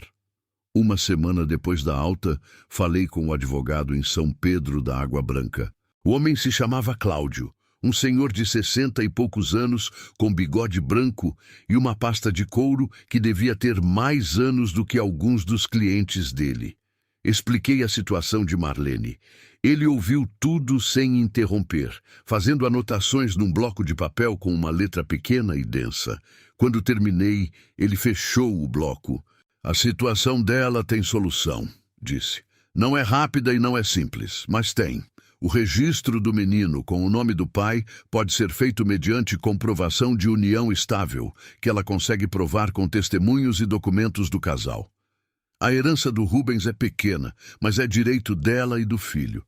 A dona Eunice pode reclamar, mas a lei não está do lado dela." "Quanto vai custar?" Ele me olhou por cima dos óculos. "Para você, Bastião, eu cobro o mínimo. Não é para mim, é para ela." Ele me olhou de novo, dessa vez por mais tempo. "Para ela também cobro o mínimo", disse com uma dignidade simples que me fez gostar ainda mais do homem. Quando voltei à fazenda e contei para Marlene o que o Cláudio tinha dito, ela ficou quieta por um tempo.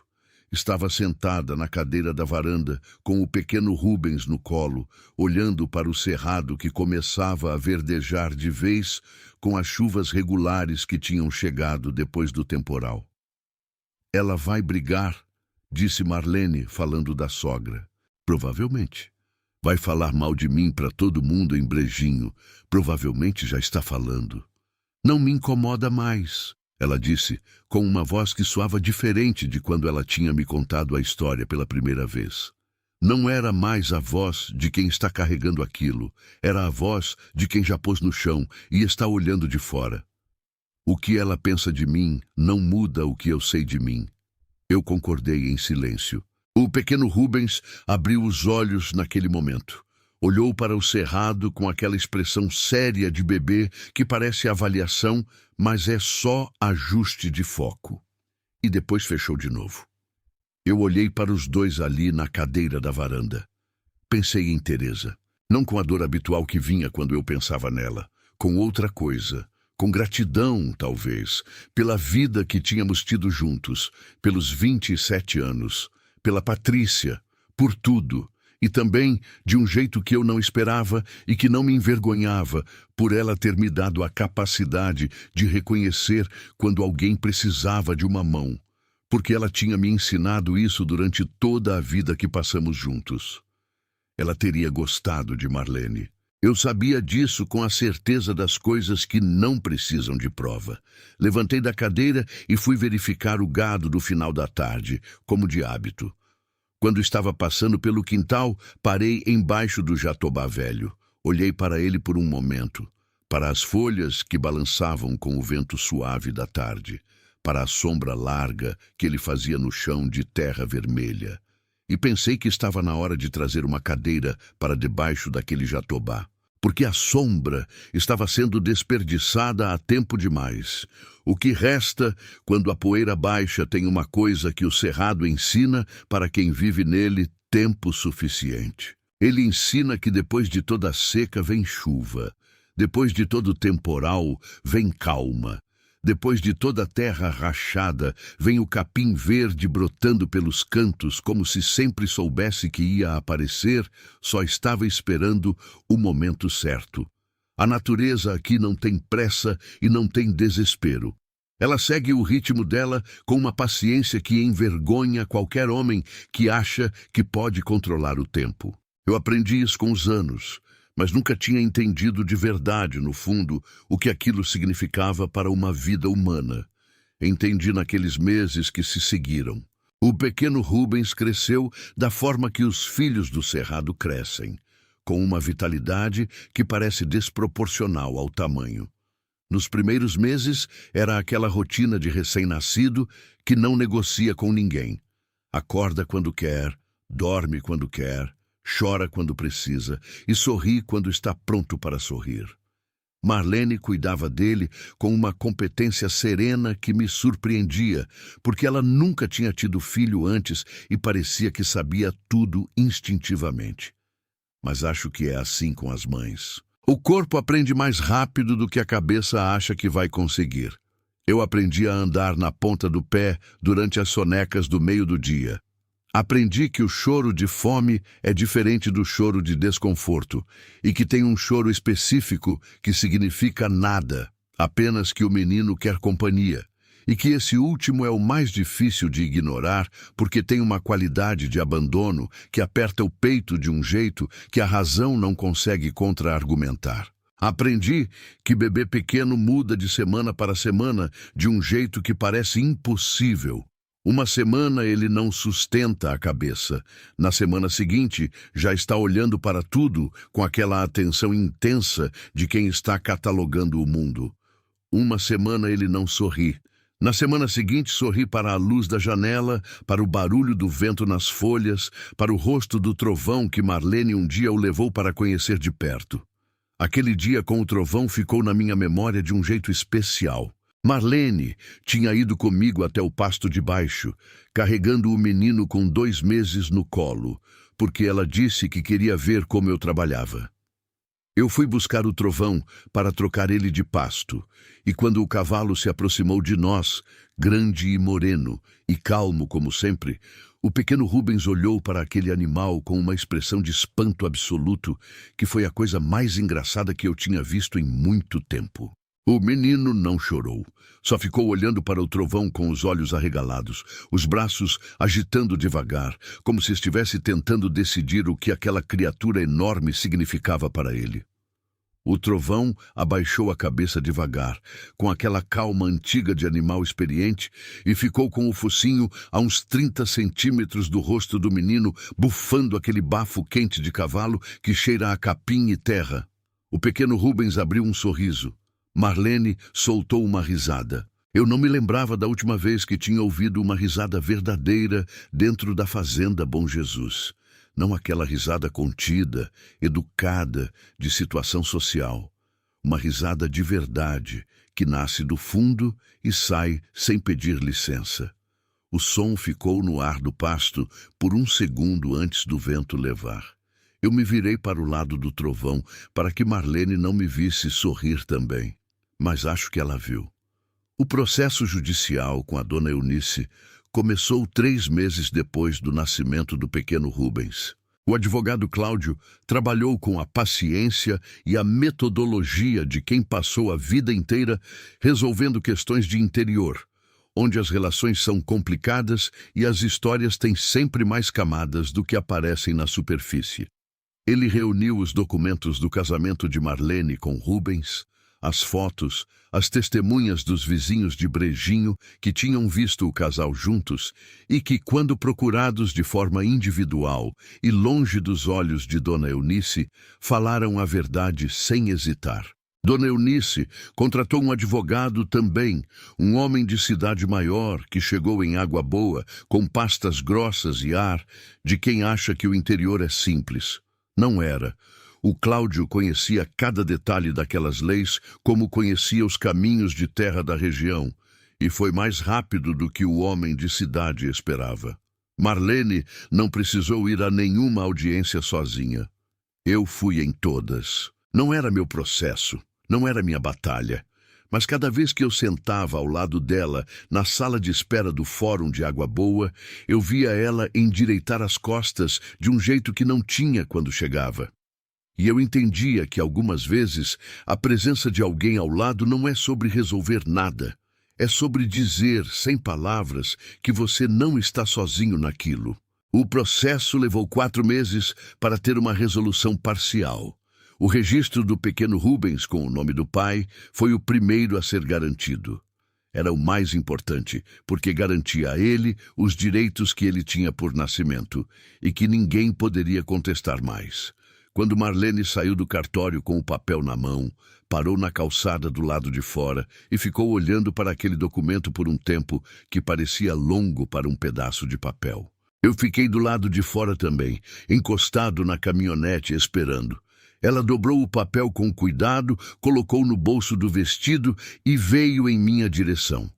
Quando chegou perto, ficou parada na minha frente por um segundo. Então, fez uma coisa que eu não esperava.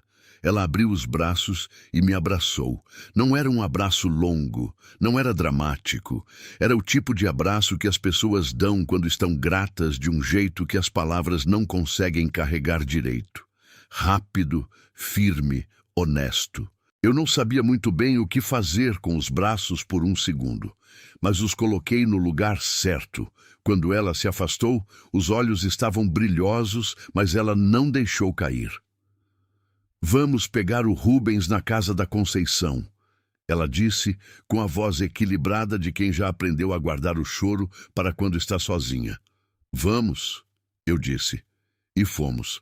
A herança demorou mais. Essas coisas sempre demoram. Mas no final de novembro, quando o cerrado estava no seu mais verde e os ipês estavam abrindo aquelas flores amarelas que parecem sol colocado nas pontas dos galhos secos, o Cláudio ligou para dizer que a partilha tinha sido homologada. O valor era pequeno, como Marlene sempre soube que era. Uma vaca, algumas ferramentas, uma quantia em dinheiro que cabia numa conta simples, mas que era suficiente para começar. começo, era o que ela precisava. Quando eu cheguei em casa naquela tarde e contei para ela, ela estava debaixo do jatobá do quintal. Eu tinha colocado a cadeira lá, como tinha pensado em fazer semanas antes, e ela tinha começado a usar sem que eu tivesse sugerido. Era ali que ela ficava nas tardes quentes, amamentando o menino, olhando para o cerrado que o quintal abria. Eu me sentei na outra cadeira que eu tinha trazido depois. Contei o que o Cláudio tinha dito. Ela ficou quieta por um tempo, com o menino adormecido no colo, olhando para as flores amarelas do ipê que dava do lado da cerca. Ela vai ficar com raiva, disse, falando da sogra. Provavelmente. Não me importa, disse. E desta vez havia uma leveza na voz que não era indiferença. Era liberdade. A liberdade de quem chegou do outro lado de algo que parecia intransponível e descobriu que estava de pé ainda. Ficamos em silêncio debaixo do jatobá por um tempo. O vento passava pelo cerrado com aquele barulho de folha seca que parece respiração. Um casal de bem-te-vis brigava num galho do angico perto da cerca, aquela briga de pássaro que nunca resolve nada, mas que os dois levam muito a sério. O trovão pastava no campo de baixo, aparecendo e desaparecendo atrás dos arbustos. Seu bastião, Marlene disse, depois de um tempo. O que você vai fazer quando eu sair daqui? Eu olhei para ela. Era a primeira vez que ela tocava naquilo de forma direta. Nos meses que tinham passado, nenhum dos dois tinha nomeado a situação.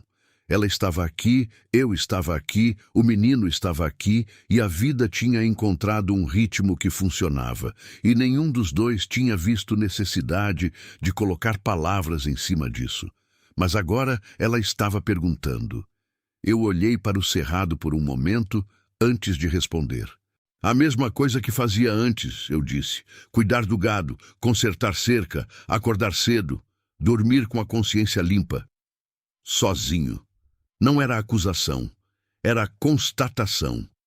Mas havia nela uma coisa fina, quase imperceptível, que eu precisei de um segundo para identificar. Era preocupação. Ela estava preocupada comigo. Eu olhei para ela. Para o menino no colo dela, para aquela mulher de 28 anos que tinha chegado à minha fazenda ajoelhada na terra com um pão velho no peito, que tinha andado dias por estrada de chão grávida e sem ninguém, que tinha dado à luz no meio de um temporal com as mãos de um fazendeiro viúvo, e tinha saído do outro lado de tudo aquilo com os 2 filhos vivos e a cabeça erguida. Você está planejando ir embora? Eu perguntei. Ela me olhou. Ainda não sei o que estou planejando, disse com honestidade. Então ainda não precisa responder essa pergunta. Ela ficou me olhando por um momento. Você não tem medo que eu fique para sempre? Ela perguntou. Havia uma ironia leve na pergunta, mas havia também algo verdadeiro nela.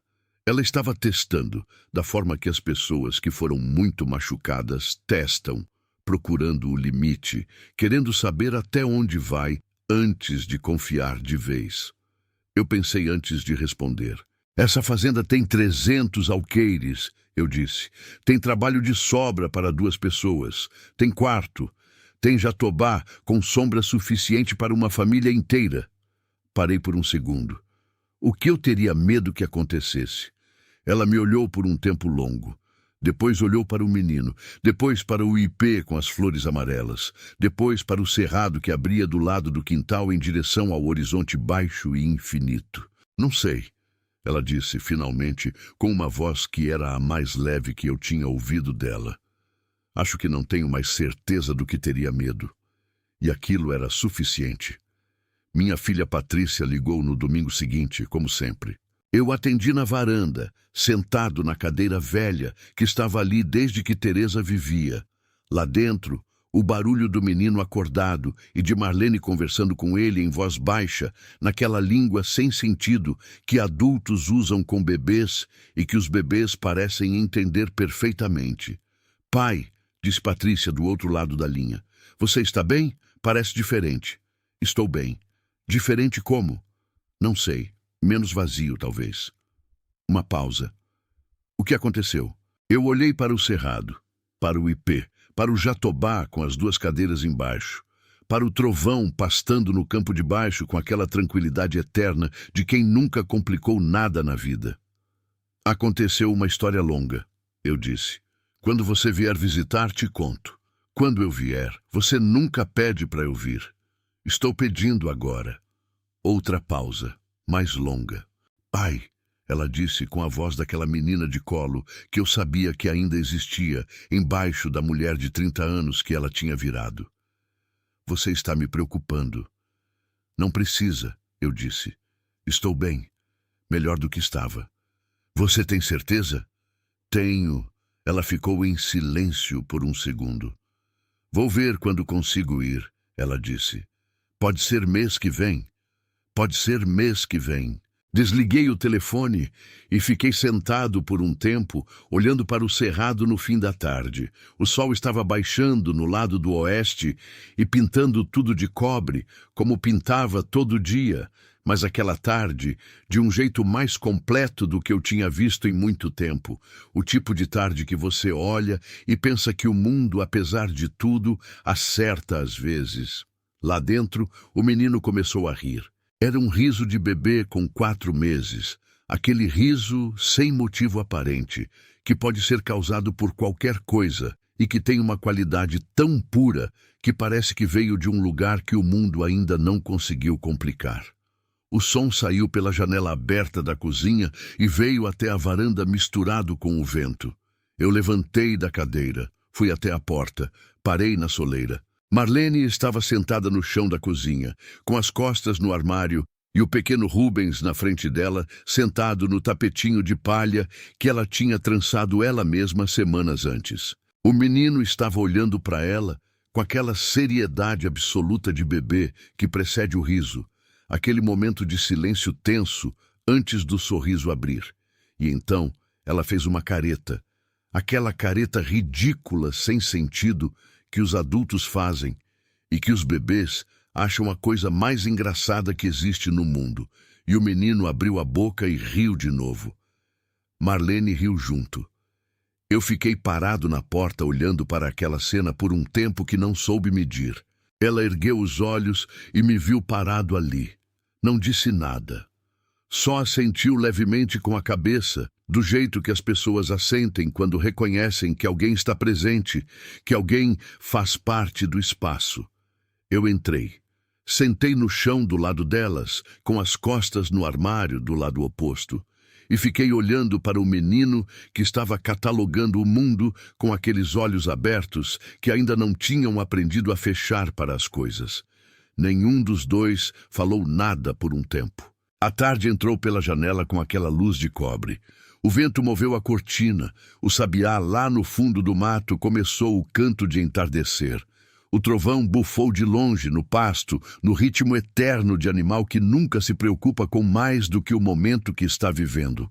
E ali, no chão da cozinha da Fazenda Bom Jesus, entre um fazendeiro viúvo de 56 anos e uma mulher de 28 que o mundo tinha tentado descartar, com um menino de 4 meses que não sabia ainda o quanto tinha custado para ele estar ali, a vida estava acontecendo, não de forma grandiosa, não com fanfarra ou resolução ou final de conto onde tudo se encaixa limpo e perfeito. Acontecendo do jeito real, com as arestas que sobram, com as perguntas que ainda não tinham resposta, como para onde Marlene ia quando fosse, como as coisas iam se organizar, o que o futuro tinha para 2 adultos que não se conheciam até 1 mês e meio atrás e que agora dividiam o mesmo chão, sem saber ainda o nome do que estavam construindo. Mas acontecendo, e isso era mais do que suficiente. Tem uma coisa que eu nunca contei para ninguém sobre aquela noite em que flagrei Marlene no lixo da minha fazenda. Quando eu a vi ajoelhada ali, com o pão velho no peito e os olhos que me olharam com vergonha e medo, eu senti 2 coisas ao mesmo tempo que não combinavam e que mesmo assim eram as 2 verdadeiras. A primeira foi o aperto que eu já descrevi. Aquela coisa que não é pena, mas é mais fundo do que pena. O reconhecimento de um sofrimento que não deveria existir. A segunda foi algo que eu demorei semanas para conseguir nomear. Foi alívio. Não por ela, por mim. Porque naquele momento, naquela tarde de outubro, com o céu cor de cobre e o cerrado em silêncio e a espingarda no braço que eu tinha abaixado antes mesmo de decidir abaixar, eu percebi que eu ainda era capaz de sentir. Que 5 anos de silêncio e rotina e casa grande demais não tinham apagado a parte de mim que reconhece o sofrimento dos outros e precisa fazer alguma coisa com esse reconhecimento. Eu tinha passado 5 anos achando que estava vivo, mas estava só existindo. Aquela mulher ajoelhada no lixo da minha fazenda, sem querer, sem pedir, só por estar ali no momento em que eu passava, me devolveu a diferença entre as duas coisas. E a verdade que me destruiu, como o título promete, não foi a história dela, por mais brutal que fosse. Não foi a crueldade da sogra, nem o desamparo, nem os dias de fome na estrada. A verdade que me destruiu foi perceber o quanto de vida eu tinha deixado passar enquanto estava tão ocupado, sobrevivendo à ausência de Teresa, que esqueci de continuar sendo o homem que ela tinha amado. Um homem que não virava as costas, que estendia a mão, que entendia que o coração humano não foi feito para caber só no próprio peito. Teresa soubesse aquilo antes de mim. Sempre soube. Era uma das muitas coisas em que ela era mais sábia do que eu. E ali, naquela tarde, ela mandou uma mulher grávida para o lixo da minha fazenda para me lembrar. Eu sei que parece loucura pensar assim. Mas quem passa 27 anos com a mesma pessoa, aprende que ela continua presente de formas que a razão não consegue explicar, mas que o coração reconhece imediatamente. Eu reconheci. Hoje o pequeno Rubens tem quase 1 ano. Ele anda pelos cantos da cozinha, segurando as cadeiras, porque ainda não está completamente seguro nas pernas, mas está determinado demais para esperar ficar. Cai. Levanta, cai de novo, levanta de novo, com aquela teimosia específica de quem ainda não aprendeu que cair deveria ser motivo para parar. Marlene está bem, mais forte do que estava, não só fisicamente, mas no jeito que ela olha para as coisas. A preocupação que estava sempre no fundo dos olhos foi dando lugar a algo mais firme, mais enraizado. O tipo de segurança que não vem de ter tudo resolvido, porque nem tudo está, mas de saber que mesmo quando o chão balança, você consegue ficar de pé. Ela não foi embora. Não quer dizer que ficou para sempre. A vida não funciona com esse tipo de garantia, mas ela está aqui agora e agora é o que existe de concreto. Ela cuida do quintal, que virou um quintal de verdade, com horta de coentro e cebolinha e maxixe e uma fileira de pimenteiras que ela plantou do nada. Aparentemente, pimentas crescem em qualquer lugar que você plante se a terra for boa. Ela faz crochê à tarde debaixo do jatobá, como Teresa fazia, mas com os padrões diferentes, os dela, porque cada pessoa tem os próprios padrões. Eu cuido do gado. Cuido do trovão, conserto cerca, acordo cedo. A diferença é que agora, quando volto do serviço da manhã, a porta está aberta e tem alguém do lado de dentro. Patrícia veio no mês passado. Ficou 5 dias. Nos primeiros 2, ficou observando tudo com aquela cautela de filha que não sabe muito bem o que pensar de uma situação que não esperava encontrar na casa do pai. No 3º dia, pegou o pequeno Rubens no colo e passou meia tarde andando com ele pela varanda, mostrando os pássaros do cerrado. No 4º dia, me chamou do lado de fora, longe do alcance da voz de Marlene, e ficou me olhando por um segundo antes de falar. Pai, você está feliz? Eu pensei na palavra. Não é uma palavra que eu uso muito. Nunca fui homem de nomear os estados internos com facilidade.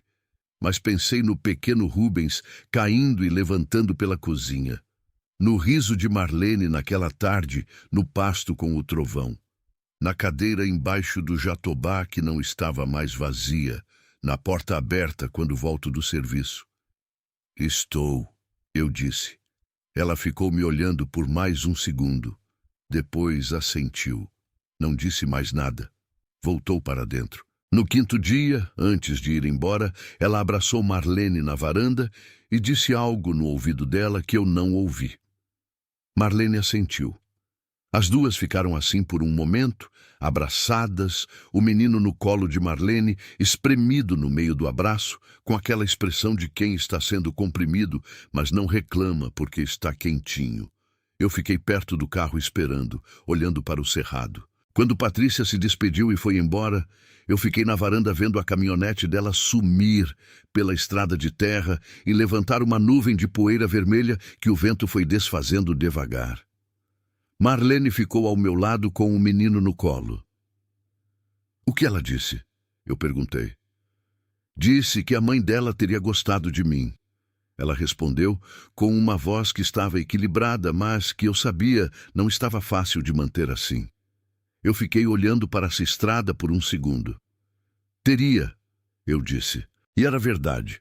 A nuvem de poeira foi sumindo. A estrada ficou vazia. O cerrado voltou ao silêncio do fim de tarde. Aquele silêncio que não é ausência de som, é presença de tudo que não precisa de barulho para existir. O vento, os pássaros longe, o capim verde balançando, o cheiro de terra que a chuva da semana antes ainda não tinha deixado completamente. Eu fui até a cadeira debaixo do jatobá. Sentei. Marlene foi também com o menino e sentou na outra cadeira. O pequeno Rubens ficou olhando para as folhas do jatobá que se mexiam com o vento, com aquela atenção séria de quem está guardando tudo para mais tarde, e ali ficamos, os três. Debaixo de um jatobá velho num quintal de cerrado, num fim de tarde de interior que não era diferente de nenhum outro fim de tarde de interior, exceto que era o nosso. E isso, depois de tudo, era mais do que eu tinha pedido. Era mais do que eu merecia. E era suficiente.